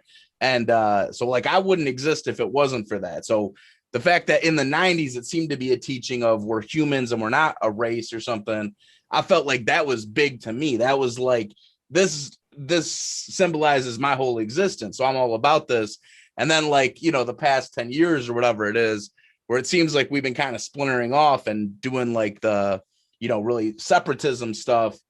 And as far as how I view it, it seems like it's, in my opinion, going the opposite direction than I think we should be. Right. But I understand at the same time, I get you get why it's going in that direction. I get the reasoning for it. But in my opinion, it doesn't mean it's the right strategy. So before I make my statement, why do you feel okay? What do you see as the reasoning for it? So I'm going to use my personal situation. I'm going to relate that to everybody else. So when I was growing up, and this is why I have my stance, right? So my Jewish family, not so much my Italian family, but my Jewish family, they were always Jewish first before they were American. They were always like, you know, and so the second anybody would say anything that they deemed as anti-Semitic, anti-Jewish, they'd be all over it. This person, how dare they? They'd like flip out about it. At the same time, these motherfuckers say some racist shit a lot, right? So, but they don't think they're racist. They don't think they can be racist or prejudiced. They just, it only matters when it happens to them. And I understood from a early age that this is because they are just Jewish. They've never seen things from another person's perspective. So they're always the victims. They're always the underdog. They're always, you know, whatever, you go down the list. Right. Right. And so fast forward to really, I see this kind of, I see a big impact of this. I'm not saying it didn't happen before this. The Trayvon Martin incident is where this really seemed to kick off. So I feel like my generation was raised in that notion. They were trying to root out racism. And I think that the messaging was right, but they didn't maybe think of the long-term strategy. So the idea was, if we raise a generation where they don't think about race at all, it'll eliminate racism, right? I think that was, I think it was a good-hearted intention. Correct. What they didn't realize is that when this generation grows up, the world is still racist around them. So racist shit is still going to happen, right? Correct. So we all grow up, and then, you know, you have this shit happen with, you know, the police incidents. And obviously there are these racial disparities. You can't like ignore that. I think they're more vague than maybe some people would say, but they are there. And so like now you have the Black Lives Matter movement spur up, right? And so as someone who's not Black, I can tell you, and this is again a devil's advocate thing, but the first time that came to me, I was like, oh, what the fuck? I thought we were all on the same team, and now we're splitting off. Now, eventually, obviously, I understood what that meant, and it wasn't saying that nobody else matters. But as someone who's always been, quote unquote, a conscious person, very what I consider an open-minded person, liberal person, it right away, it kind of made me feel alienated. So I understand why it took people a while to really get on board with it or vocalize it. It doesn't mean that it's right that they felt that way, but it does feel like we were all on the same boat, and we were trying to be, despite the differences and the issues. And then it's like group by group started getting off, because it's not just Black people, right? You know, Mexican people, Jewish people, I think never really went on the boat. I felt like they've been, at least for a long time, they've really been off the boat. They wanted to be their own thing. But it started happening more and more. And now I'm at the point as somebody, again, to bring, not to like just beat a dead horse with the Jewish stuff, but the worst nightmare for Jews is really white supremacy, Nazis, that kind of stuff, right? Correct. So what I said to them for a long time, I said, okay, you know, this is how you guys feel. If you guys really are Jewish before you're everything else, and you feel like it's okay for you guys to be outside the group and be your own thing, you can't get mad if other people start doing that. And now we also are starting to see the rise of people being white pride and all that type of shit. Yes, because why not? What incentive do they have to not do that at this point? You know what I'm saying? Right. So a couple points that I kind of want to kind of get onto. First off, I want to say I applaud your parents for not looking at each other as a color, race, or culture, and just going off of the fact that me and you work together and we love together. Yeah. I mean, we love each other, and together as a unit, we make this happen. Yeah. Regardless of what walk of life that we actually have or go through. Secondly, that Jewish mentality that you speak on, to where, you know, oh, don't say anything about us, but they constantly say, you know, stuff about them.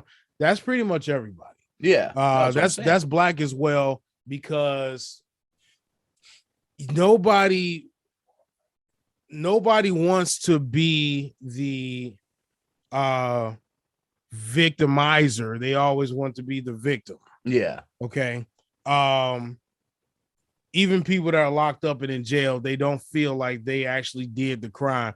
Tell what you in for, man. They try to claim that I did this. This motherfucker, what you in for? Oh man, they said I killed this motherfucker. No one had to do it. I actually killed him. Yeah. They never want to fess up and own up to it. It's always somebody else's fault. Yeah. Because we don't know how to take the blame for our own things. And I want to say that my feeling and the reasoning for some of this stuff exploding some of the way it is the bandwagon mentality.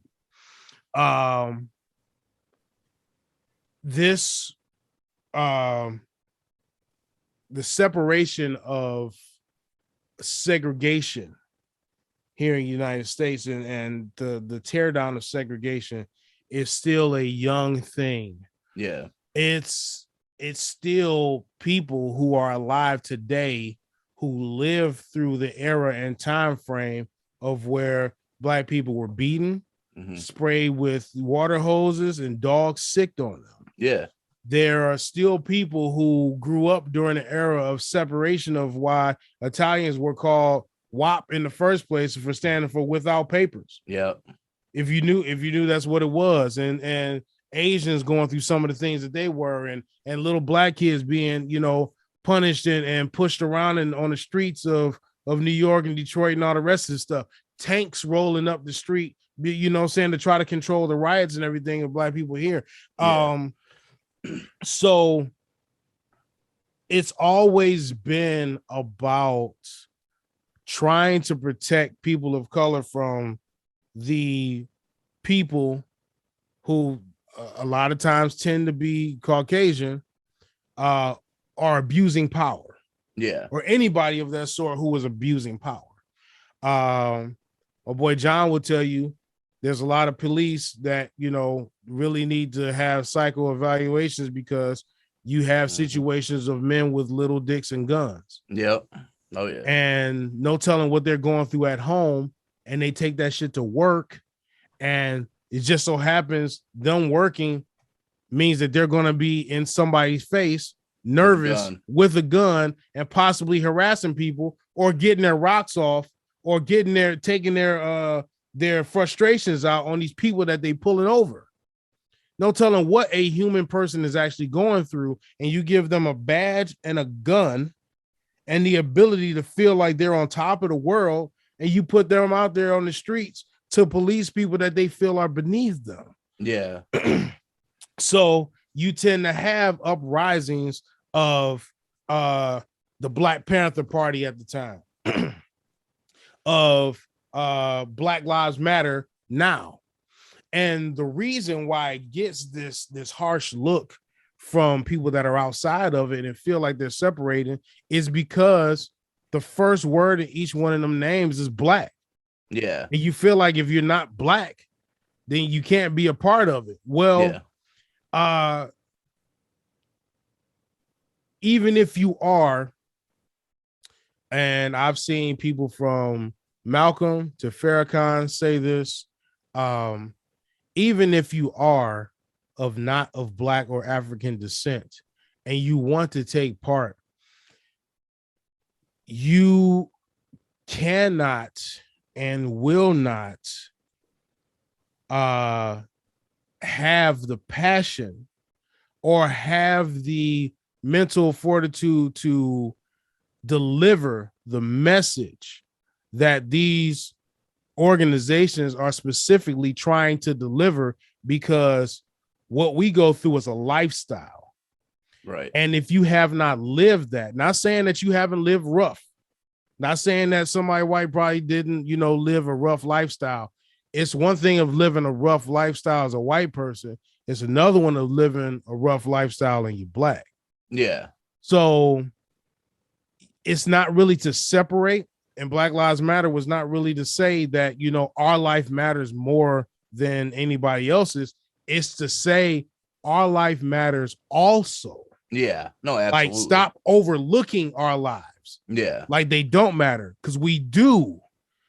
And then the people comes back and want to say all lives matter. Yes, they do. All lives do matter. But while you're saying that, just like you saying that some of the, Jewish fam and everything else will say that out in the forefront, then go behind closed doors and say, man, fuck them motherfuckers. You see what I'm saying? Like, What you're doing on the streets is one thing. Just like I said, politician, you can go smoke weed in the bathroom, but when you get on camera, get your shit together. Yeah. When you out in the forefront of people, have your shit together to at least try to promote the message. But the reason that it doesn't fit for certain cultures or certain races to be a part of something that's meant specifically for this race is because you didn't walk the same path in the same light or have the same mentality that was embedded in us from slavery time down to your time of your parents, down to the time of now in your different, time frame. You didn't see it. You didn't hear the stories of what they went through like we did.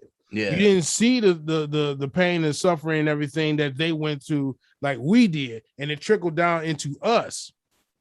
So when we try to get out and actually do things like get a job or not get shot by a cop, you know what I'm saying? We feel it in a much different manner, and the passion does not set in to those outside of that. So it's not that you're separated. It's just that you can have an understanding, but do you really and properly understand? You see what I mean? Yeah.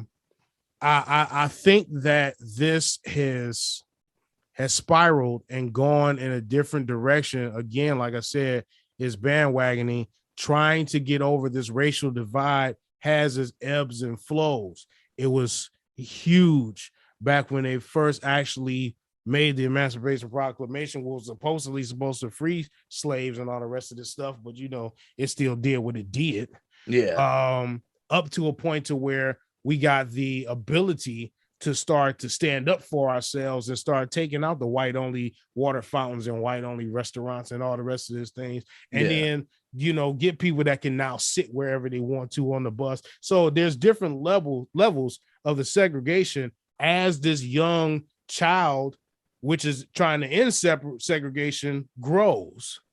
And now it's to a point to where it's throwing temper tantrums. Yeah. And you got some people that's still trying to get it going, and some people that's still trying to put a light on it.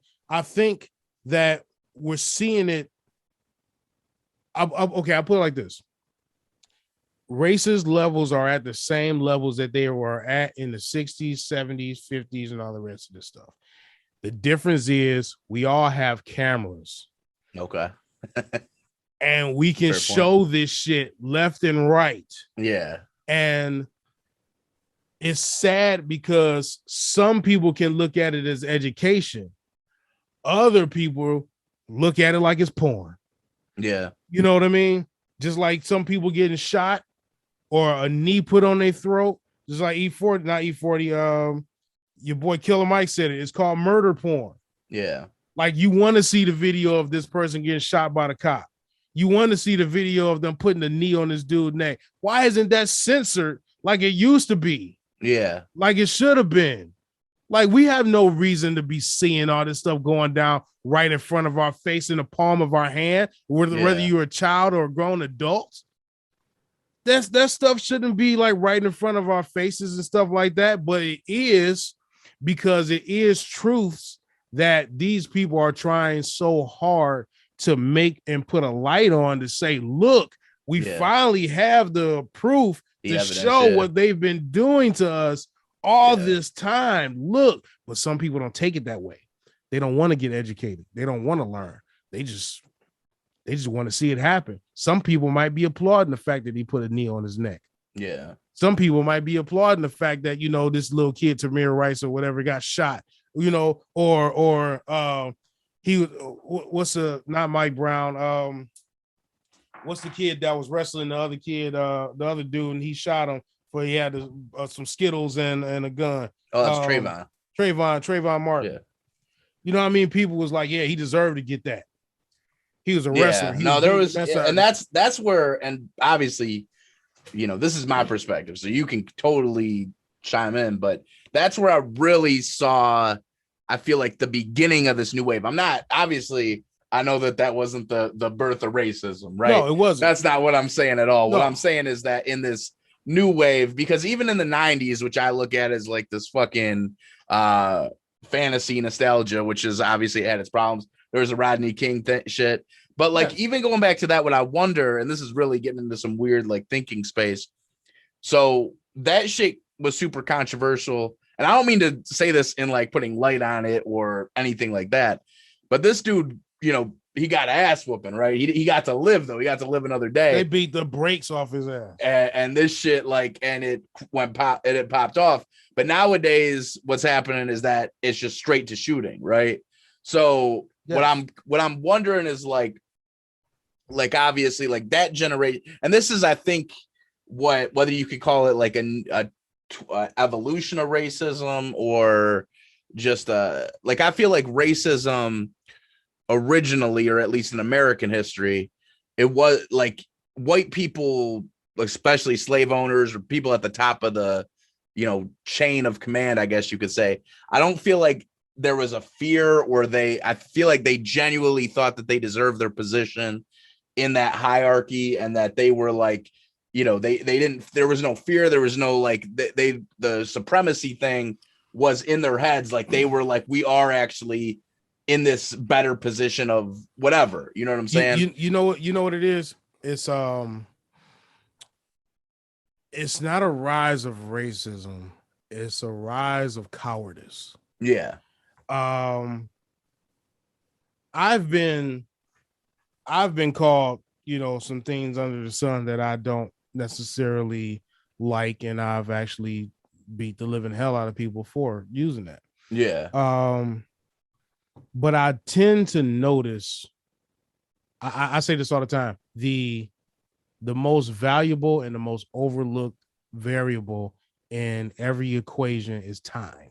Yeah. So this word was said to me or around me, whether it be about somebody else, at very, very, very specific time frames. Paul Mooney said it in one. I reference a lot of people because I listen to it when they talk. But, yeah. When you afraid, you bite. Yeah. That's what dogs do. They can bark at you the whole time. When you get close enough, and when they're scared, they're going to bite you. Yeah. People are using guns and racist terminology because they're afraid. Yeah, absolutely. That's why then it was beatings. They went to the nightstick because they like, we gonna beat the shit out of you. They didn't have to end you. Yeah, they didn't have. It was almost more disrespect, right? It was like, exactly. I don't value you as a human being. Yeah. Now it's like these people are legit scared. Like, they're scared, and they like, I didn't know what he was gonna do because it's been so embedded in them. Like, oh my god, he had something in his hand. Shoot him. It's like, for real. Like, you got to be that timid. Yeah. Like, you really got to be that timid. This is a problem, man. Like, it's cowardice. It's each time that I've been called out of my name is because somebody either got highly pissed or they were highly afraid. Yeah. All right. And I happen to notice that time frame. Like, okay, this is the only time you know how to pull this out. Right. So any other time, it's like, it's cool. But when you want to take it to that level, when you want to increase it, then you use that. Okay. So that's the same thing. That's the same mentality behind these cops pulling out guns versus, you know, they are at their, again, little dicks with guns. Yeah. And they don't know how to control their manhood or womanhood for that matter. They need to be filtered out. And I mean, part of the issue too is, see, and this is, again, I find myself always in these like troubling positions in terms of devil's advocate and all this type of shit. And, you know, always trying to find, I guess, the middle ground with stuff. Cause I'm just, that's who I am as a human. I can't, like, it's way too late for me to change that. You know what I'm saying? Right. But, you know, the problem is, number one, being a cop pays like shit, right? It's, I think they start at like 30 grand or something. I don't know. It starts really low. I don't think you would really start making somewhat okay money unless you become like a detective or someone, you get a raise or something like that. So it's shitty pay. People can be a cop pretty much right out of high school, depending on the city they become a cop. And what seems to happen, from what my very little understanding is, I'm pretty ignorant when it comes to the career level of becoming a cop, but what it seems to be is that they make you, you know, go into like the worst areas when you become a cop first, and then you have to work your way to go somewhere that may be a safer area or whatever. So you got these cops that may have grown up in the rural, lived in a house that was like a mile away from another house, barely saw anybody, let alone people who look different than them. And then they're out in the real world 18 years later, and now they're patrolling like city blocks that they've only seen on movies and news. That's overhyped, like how scared they should be in those areas. And I think all this shit kind of plays into it. I think that I think it is a good idea to have police who are familiar with an area. Doesn't necessarily have to be a color thing or a race thing, but just know the area, who's around it, and what they're policing, what their territory and everything is. Yeah, like not throw some dude from Romeo to fucking police 7 Mile. You know what I'm saying? Like that's stupid. So here's something I wanna play real quick. I don't know how we doing on time or however this is going, but there was Breakfast Club did this. They do the donkey of the day, right? Yeah. So they did the one donkey of the day about the epic Karen meltdown, the woman in Victoria's Secret that broke down. Did you see that when she started crying? I saw a clip of it. I didn't watch all 9 parts though. I watched like a couple. I didn't know it was 9 parts. It's fucking 9 parts of this broad just fucking yelling the whole fucking time. Me, stop. So at the end of it, he plays this excerpt from it's from it's an ebook. It was written, I think it was not called Mama's Cooking. It's called let me see, Donkey of the NGE. No, it doesn't say it. I'm gonna play this here because they'll have the name of it up here once they start playing, and then I can say what it is. But I'm gonna play this real fast. Okay. And it's really about race relations. It's not gonna give me a copyright notice, is it? Oh shit. You know what? If there's a way you could verbalize it or just play it, I mean, if it's like a quick thing, it probably won't be a problem. I mean, I'm pretty low on the radar right now, so I don't know if YouTube's gonna. How do we solve white fragility? Okay, it's talking about white fragility. Let me just paraphrase it then, basically. Yeah, if you know it, you can paraphrase it. If you want to play it, it probably will be fine. I mean, either way. Yeah. It's basically it's an excerpt from a book. And they got the audio book and everything that's available. And so it might flag it. Anyway, it said it was talking about how fragile white people are. Yeah. And how blacks should coddle their fragility. Okay. And actually should be protective of white fragility in many situations and circumstances. Okay. Like I'm paraphrasing it horribly, probably, but that's pretty much the gist. That's pretty much the point of it and the gist of it.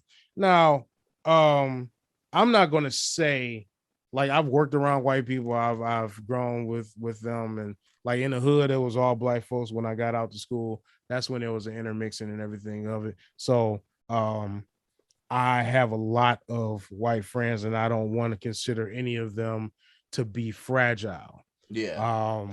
But I do think that there is a softer level to them than what I have seen in my own personal perspective about the folks that I came up around. Yeah. Okay. We take things a little bit more harshly and more rougher than what they actually will. But this was saying as if we should be protectors of the white fragility, and we should actually like stand up for that if anything goes on. So that kind of fits in with the woman breaking down saying, stop recording me. She started off trying to swing on the chick. Yeah. And then she flipped it around and she turned and went absolutely fragile. Yeah. And she melted down all because of the fact that the camera was there. See, you was cool when wasn't nobody taping. Right. But the minute that the cameras came on, you turned into, oh my God, now what's going to happen to my life? And then she made a scene and a spectacle to where it didn't have to go that far. Yeah, no. She didn't have to be looked at in this light. She made it like a million times worse for herself. She made it way worse. Yeah. Way worse for herself. So sometimes you got to really think and got to look at your surroundings. And I can't, that's a whole nother subject. That's a whole nother conversation. Can't really get women to kind of feel that way. I got a special listen. I blast women on a lot of occasions, and I'm gonna leave that alone. Not because they don't they're lesser than us. I just think that they should be accepting to their own flaws and understand what they did wrong. That's me on my Kevin Samuel shit. But anyway, it's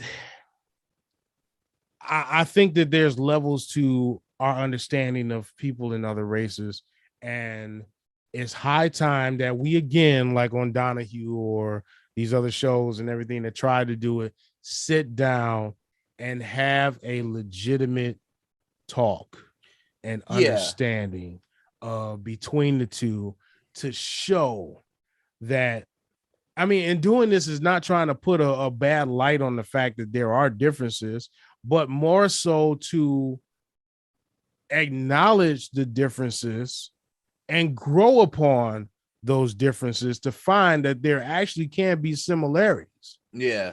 You know, we as men automatically get prejudged just because, like, we big fellas. Yeah. So I'm pretty sure we walk into any venue, we walk into any location, and any other dude that wants to size us up, the first thing they're gonna think is, oh, I'm gonna have to shoot that motherfucker. Because it's automatic. Yeah. It's just the way that we're seen. It's like, I'm gonna have to shoot this motherfucker. It's others that'll be like, oh, I can beat his ass. And you see what I'm saying? Yeah. So regardless where you go, you're gonna get treated in this particular manner. Yeah.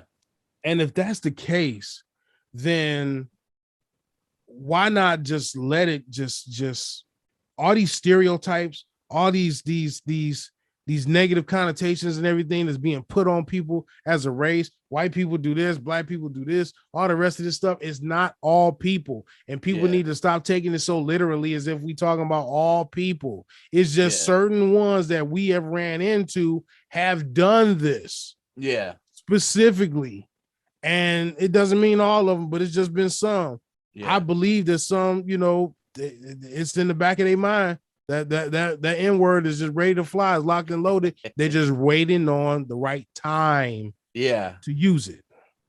Yeah. You see what I'm saying? So it's, you know, it's a variable that we can get past and we can learn from, we can grow and actually make better. So this way, the future, we're not doing what we've been doing for the past 50 some years, which is still bickering, still trying to have segregation, still trying to have people not intermingle, still trying to, you know, fight amongst ourselves. It went from black to white, now is Republican, Democrat. Now we going against man and woman. I just did a little piece of it, you know what I'm saying, just a few seconds ago. Yeah. But these are all the different things that are being placed in front of us because we gotta have something to go against. That's the yin and the yang. That's just the way it is. And if it's all peace, then I mean, what's next? Yeah, peace is boring. Yeah, no, it is the balance of the universe and all that kind of stuff. I mean, I'm like, you know, one thing I say is kind of funny. At least I think it's funny, but a little bit of truth is that nobody's racist until they're driving. You know what I'm saying? When you're on the road and shit, it doesn't matter. Whoever it is that cuts you off, you'll find the worst thing to say about them. Exactly. You know, like, you know what I'm saying? So it's just, it's we all got shit like that. And I guess my thing is, whether it's the Karen shit or Don Imus or really whoever, you know, Kevin Hart. I mean, you could go down the list of all these people who've been at the other end of cancel culture. I think what seems to be missing today is giving people a chance of redemption. And saying, like, can this person come back from this? You know, do we have, like, Louis C.K., man, he's, like, in my opinion, one of the greatest comedians of all time. And it's like, you know, I understand, you know, don't whip your dick out and jerk off in front of some girl if she didn't ask for you to do that. But he didn't touch her, though. Huh? He didn't touch her, though. No, he didn't. To my knowledge, he didn't. He just jerked. I think he jerked off into, like, a plant or something. Right, exactly. You can go on the train in New York and that shit can happen. Right.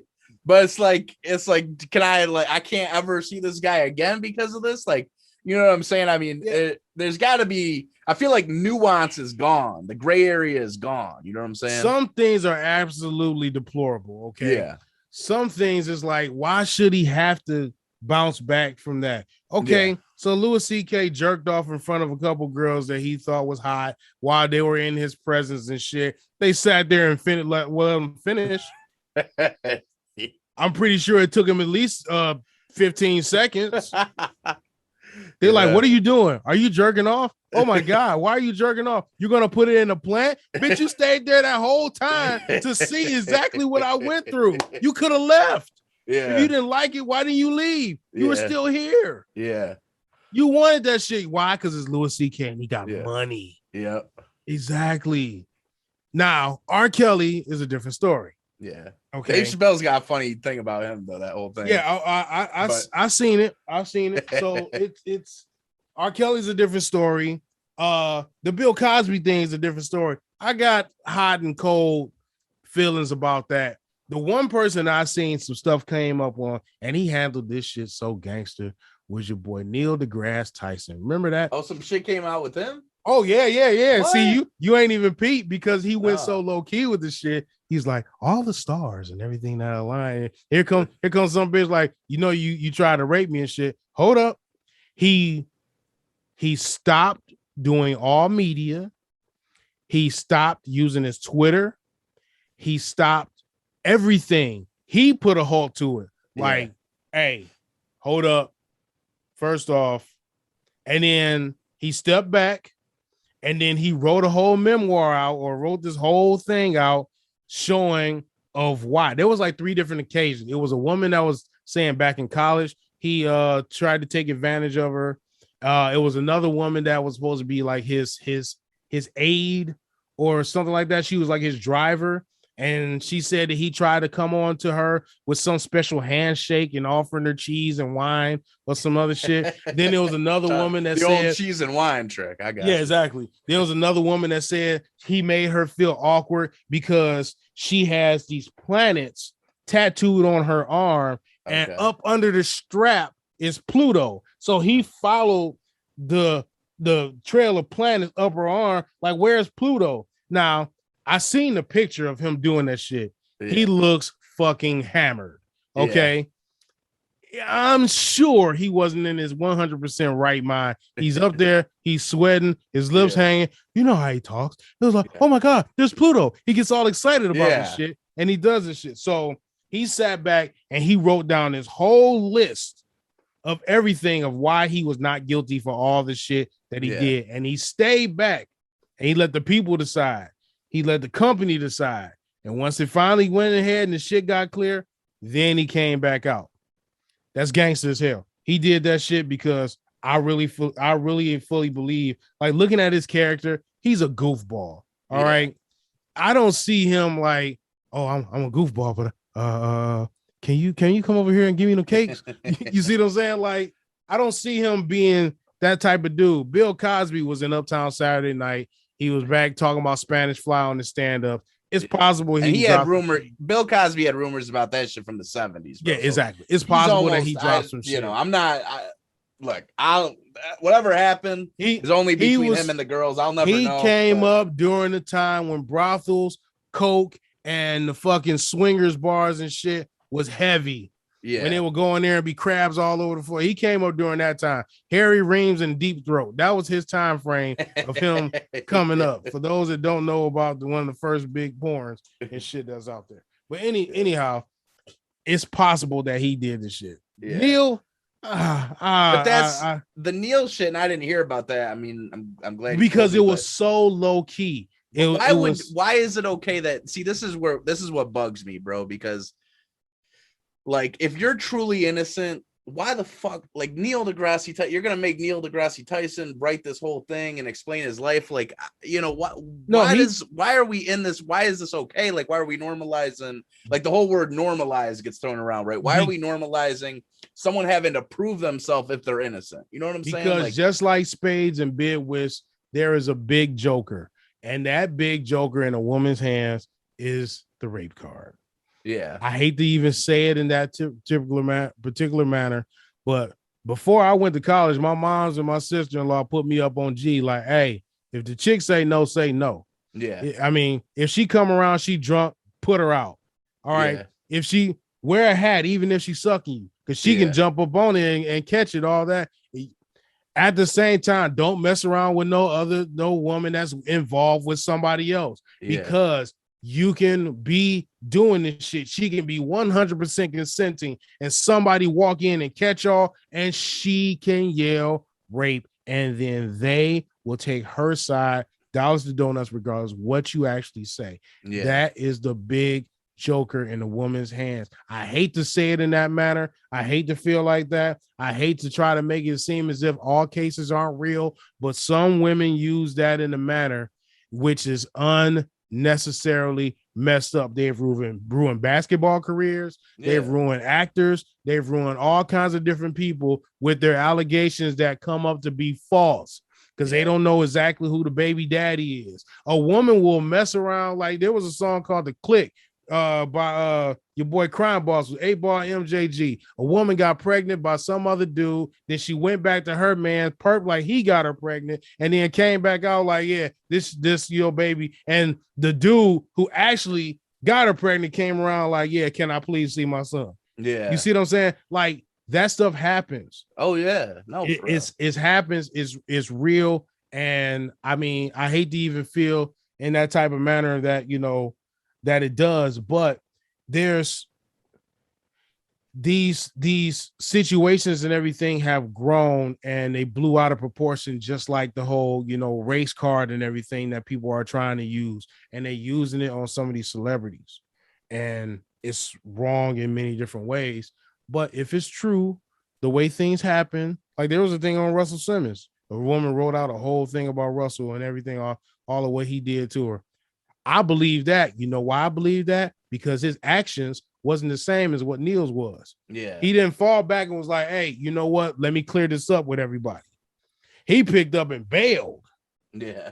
He like, yeah, I quit. Like, I'm turning over the company, doing all this other shit. Oh, there's something must be right. You know what I'm saying? Yeah. So that's when you know some shit is up. But it's I hate to even put it in that manner. I hate to even say and verbalize those words. And I don't want, you know, anybody coming after me later on because I said these things. It is wrong for a man to put his hands on a woman that does not want to be touched whatsoever. It is wrong for a man to beat said woman, or any woman of that manner, especially if she is not doing anything to provoke you. Now, if she whooping your ass, like, you got to get a good piece in on her to get her to fuck off. One too. Yeah, exactly. Like, shit, motherfucker. You know what I'm saying? You gotta. Sometimes that gonna slip out because you have to protect yourself. Yeah, like you're not gonna let her kill you. Yeah, you got to protect yourself. So I mean, that's one instance. But just to be mercilessly beaten on a woman that's not as strong as you, and then women, y'all got to stop thinking that just because you're a woman that a man shouldn't hit you. Yeah. Or a man can't hit you. And y'all and some women to take that and abuse that power. Like, you should let me hit you. No, I'm not going to let you hit me because I don't want to be assaulted by you. Well, what's really scary, bro, is like, and you know, I've been in a couple relationships like this where, you know, they want to be like choked and hit and shit. And it's like, that shit makes a dude nervous, bro, because you know what happens when you don't like that shit no more. You know what I'm saying? And like, you know, so that's or it's say you leave. Let's be real. It's tough to be a dude right now. You know what I'm saying? I'm not trying to get the tiny violins out, but it's I don't, you know, and this is kind of what I'm saying to kind of make it all go full circle in terms of the, you know, because each group has their thing where they're kind of the underdog in the situation, right? You brought up women claiming rape. Obviously, you know, racism towards black people, but where do those things intersect, right? The Emmett Till, and that's one of the most historical events, right? Yes. But, so it's like, and it seems like, and again, I hate sounding like one of these fucking, you know, Republican puppet talking heads, but, and I guess, quote unquote, the victim culture, it almost seems like a competition, right? So you put all these people against each other and like, okay, who on the victim board is the most victimized, and that's who, you know what I'm saying? So everybody's where trying like, to top the other one. Shut up. Nobody has it worse. We are all fucked. Yeah. From the moment you're born, you're dying. Yeah. We're all fucked. There's a kid right now. bent. His head is bent completely back. He cannot straighten his head up whatsoever. You think he's having a good day every day? Right. You know what I'm saying? Yeah. Like, it can always be worse. it can always be worse. Yeah. And these motherfuckers take for granted the fact that they are able to be up and about with their own health. And they take for granted the amount of intelligence that they have to stoop to the levels of being with people that are the way that they actually are. Yeah. If you see my man's an alcoholic, leave. Yeah. If you see he's beating you, leave. Yeah. It ain't no love in that. Yeah. There's no happiness in that. If the person is doing you foul, wrong, dirty in any way, shape, or form consistently, leave. Yeah. Because it's wrong. You don't have to take that. You got a whole life. Do you know how many continents and states and cities and stuff you can travel to see the beauties of this land? How many other spirituality and everything you can take to learn from? And you want to be settled and stuck with this motherfucker? Yeah. Like, no. That doesn't mean you have to be by yourself, but use the tact and use your brain to actually find somebody that is not even necessarily like-minded. Yeah.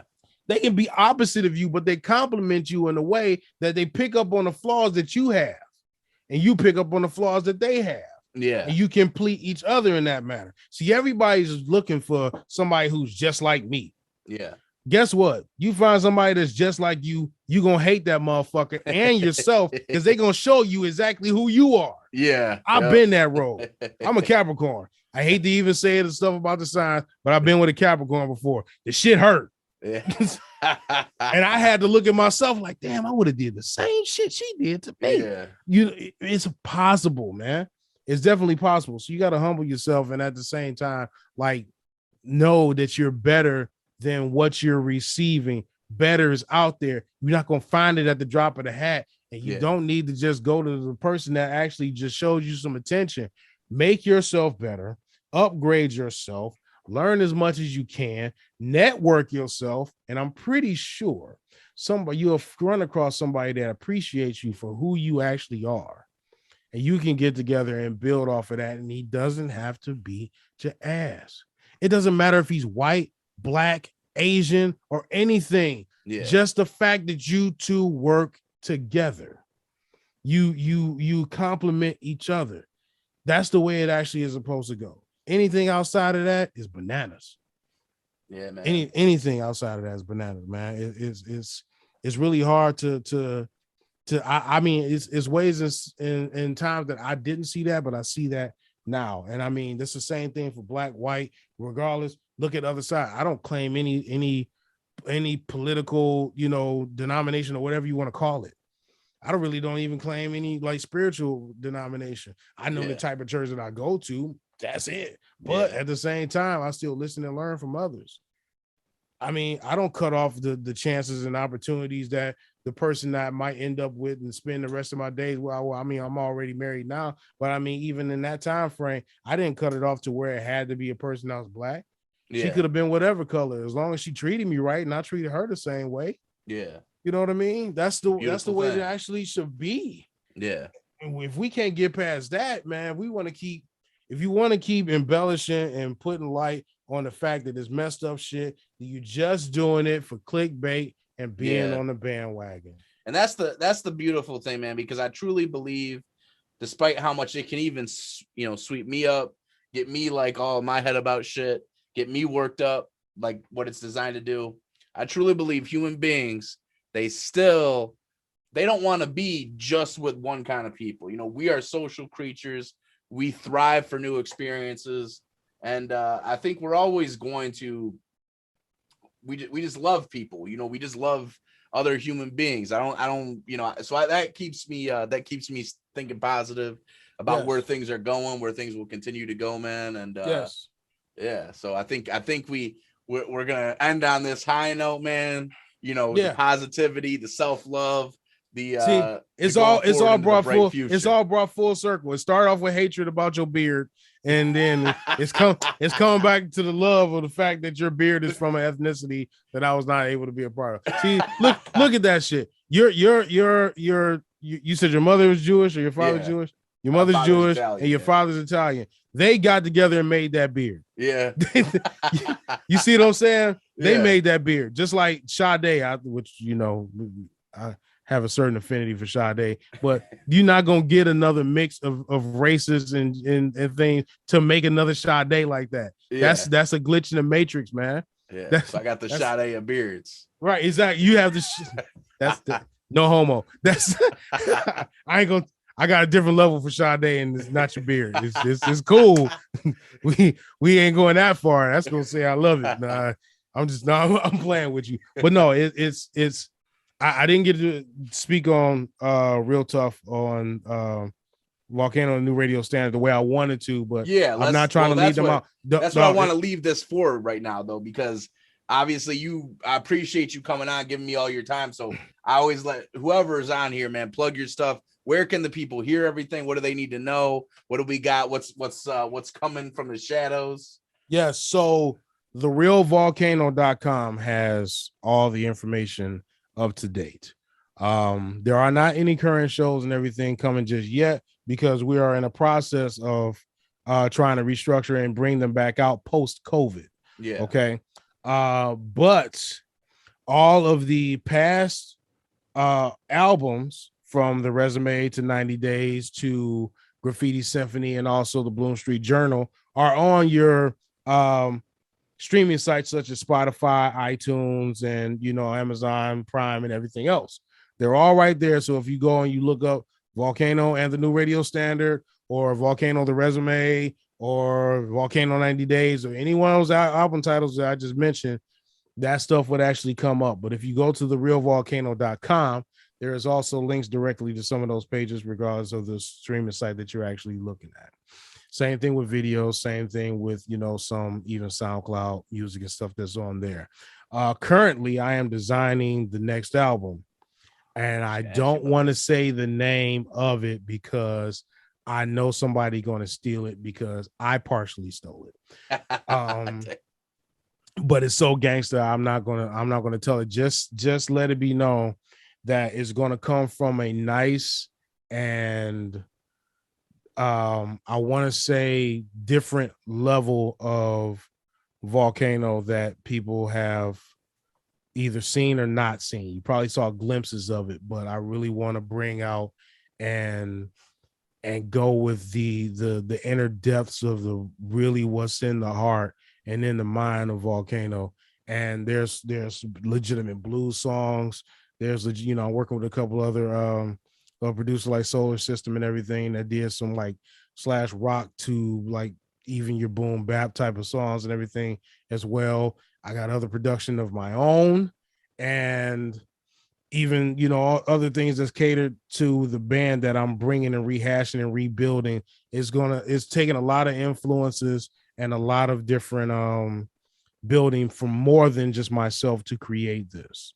And I say designing it. I don't say I write albums. I say I design them because they for a specific purpose, and that is to get across a very, very specific message, about myself to people that haven't heard it. This is either going to be a cry for help or a cry for applause or a pat on the back. You can take all those different mentalities. It's almost like walking. Nothing. I ain't gonna say no more. So, spoiler. Almost did. So that's coming and that's in the works and everything. Also, they're a great band, great group of guys and everything. So we're going to get back into the studio. I'm going to get to making this going, and you're going to see us out there on the streets and everything, making this happen. Plus, is the album that you just mentioned, though, I wanted to ask you real quick, is that just yourself in like doing your own thing, or is that with the band as well? It's going to be here's the difference. I've done 2 previous albums. I did 2 solo albums. I did 2 previous albums with the band. This is going to be a mix and collection of both. Okay. It's not just going to be me and the band. This is going to be a mixture of, myself and my own production, some other production, me with the band. It's going to be utilized in methods and ways to, all the tools really, in the belt. Yeah, exactly. It's not just like every song is the band. You're going to hear, where it's needed. So yeah, that's kind of the direction and everything that's going with this. Outside of that, again, I am an engineer and I have my company Volcanic Engineering, and we are servicing a whole lot of different, fields of automotive testing and automotive products and even audio products and everything as well. So people need stuff designed, machined, built. I do that stuff as well. And that is, a big time go-to. And that's one thing that I am growing in a sense. It started off as just me with $50 saying I got some customers that wanted some work. And then that turned into multiple customers and it turned into a brick and mortar location. And it's growing and growing and getting more and more pub and getting a lot of business. And it's I'm very proud of myself with what's been happening with that.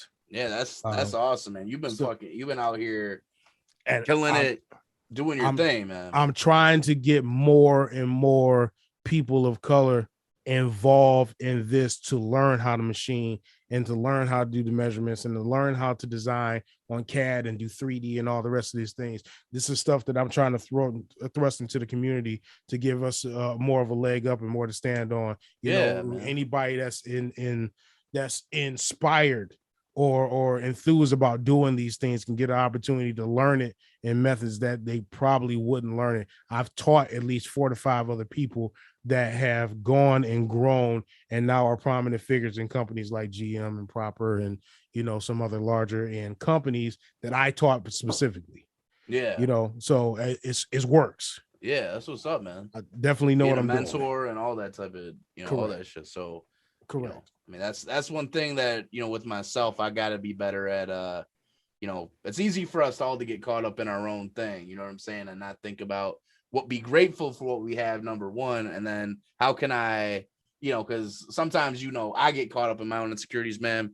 I'm not as far ahead as I'd like to be. I'm not as far ahead, but I'm a lot farther ahead than I was a year ago, 2 years ago, 3 years ago. How did I get there? You know what I'm saying? So these are lessons that I wish a younger me, maybe somebody, big broed me up a little bit. So if I could pass that knowledge on and help somebody else out, that's priceless. Yes, it is.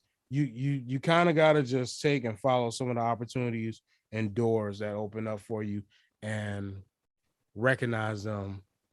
You don't even have to see them fully. Yeah. Just see like, I could do that. And then do it. Yep. The minute you say in your head, like, I can do that, do it. Yeah.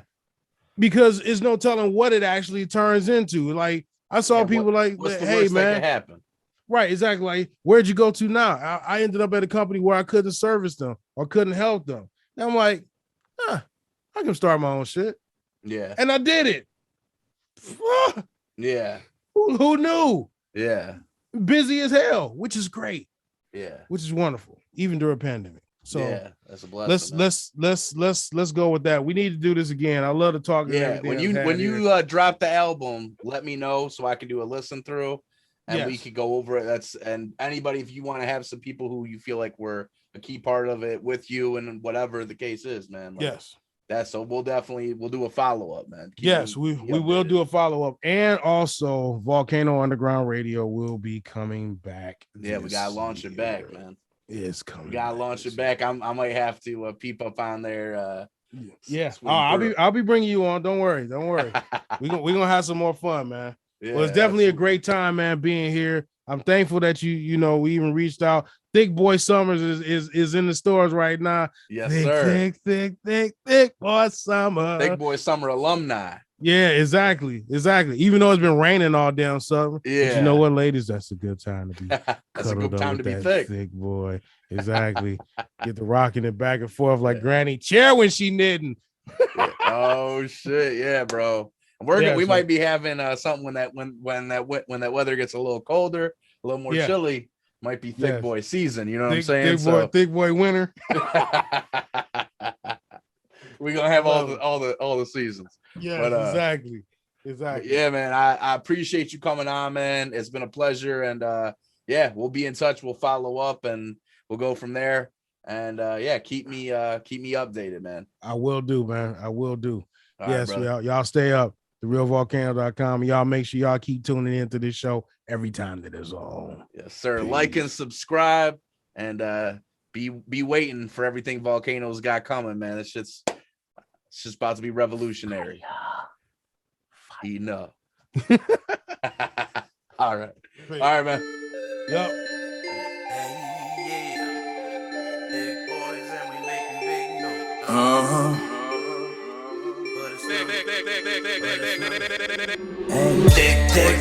Thicc Boi Summer. Brother, when we up in this motherfucker. Thicc Boi Summer.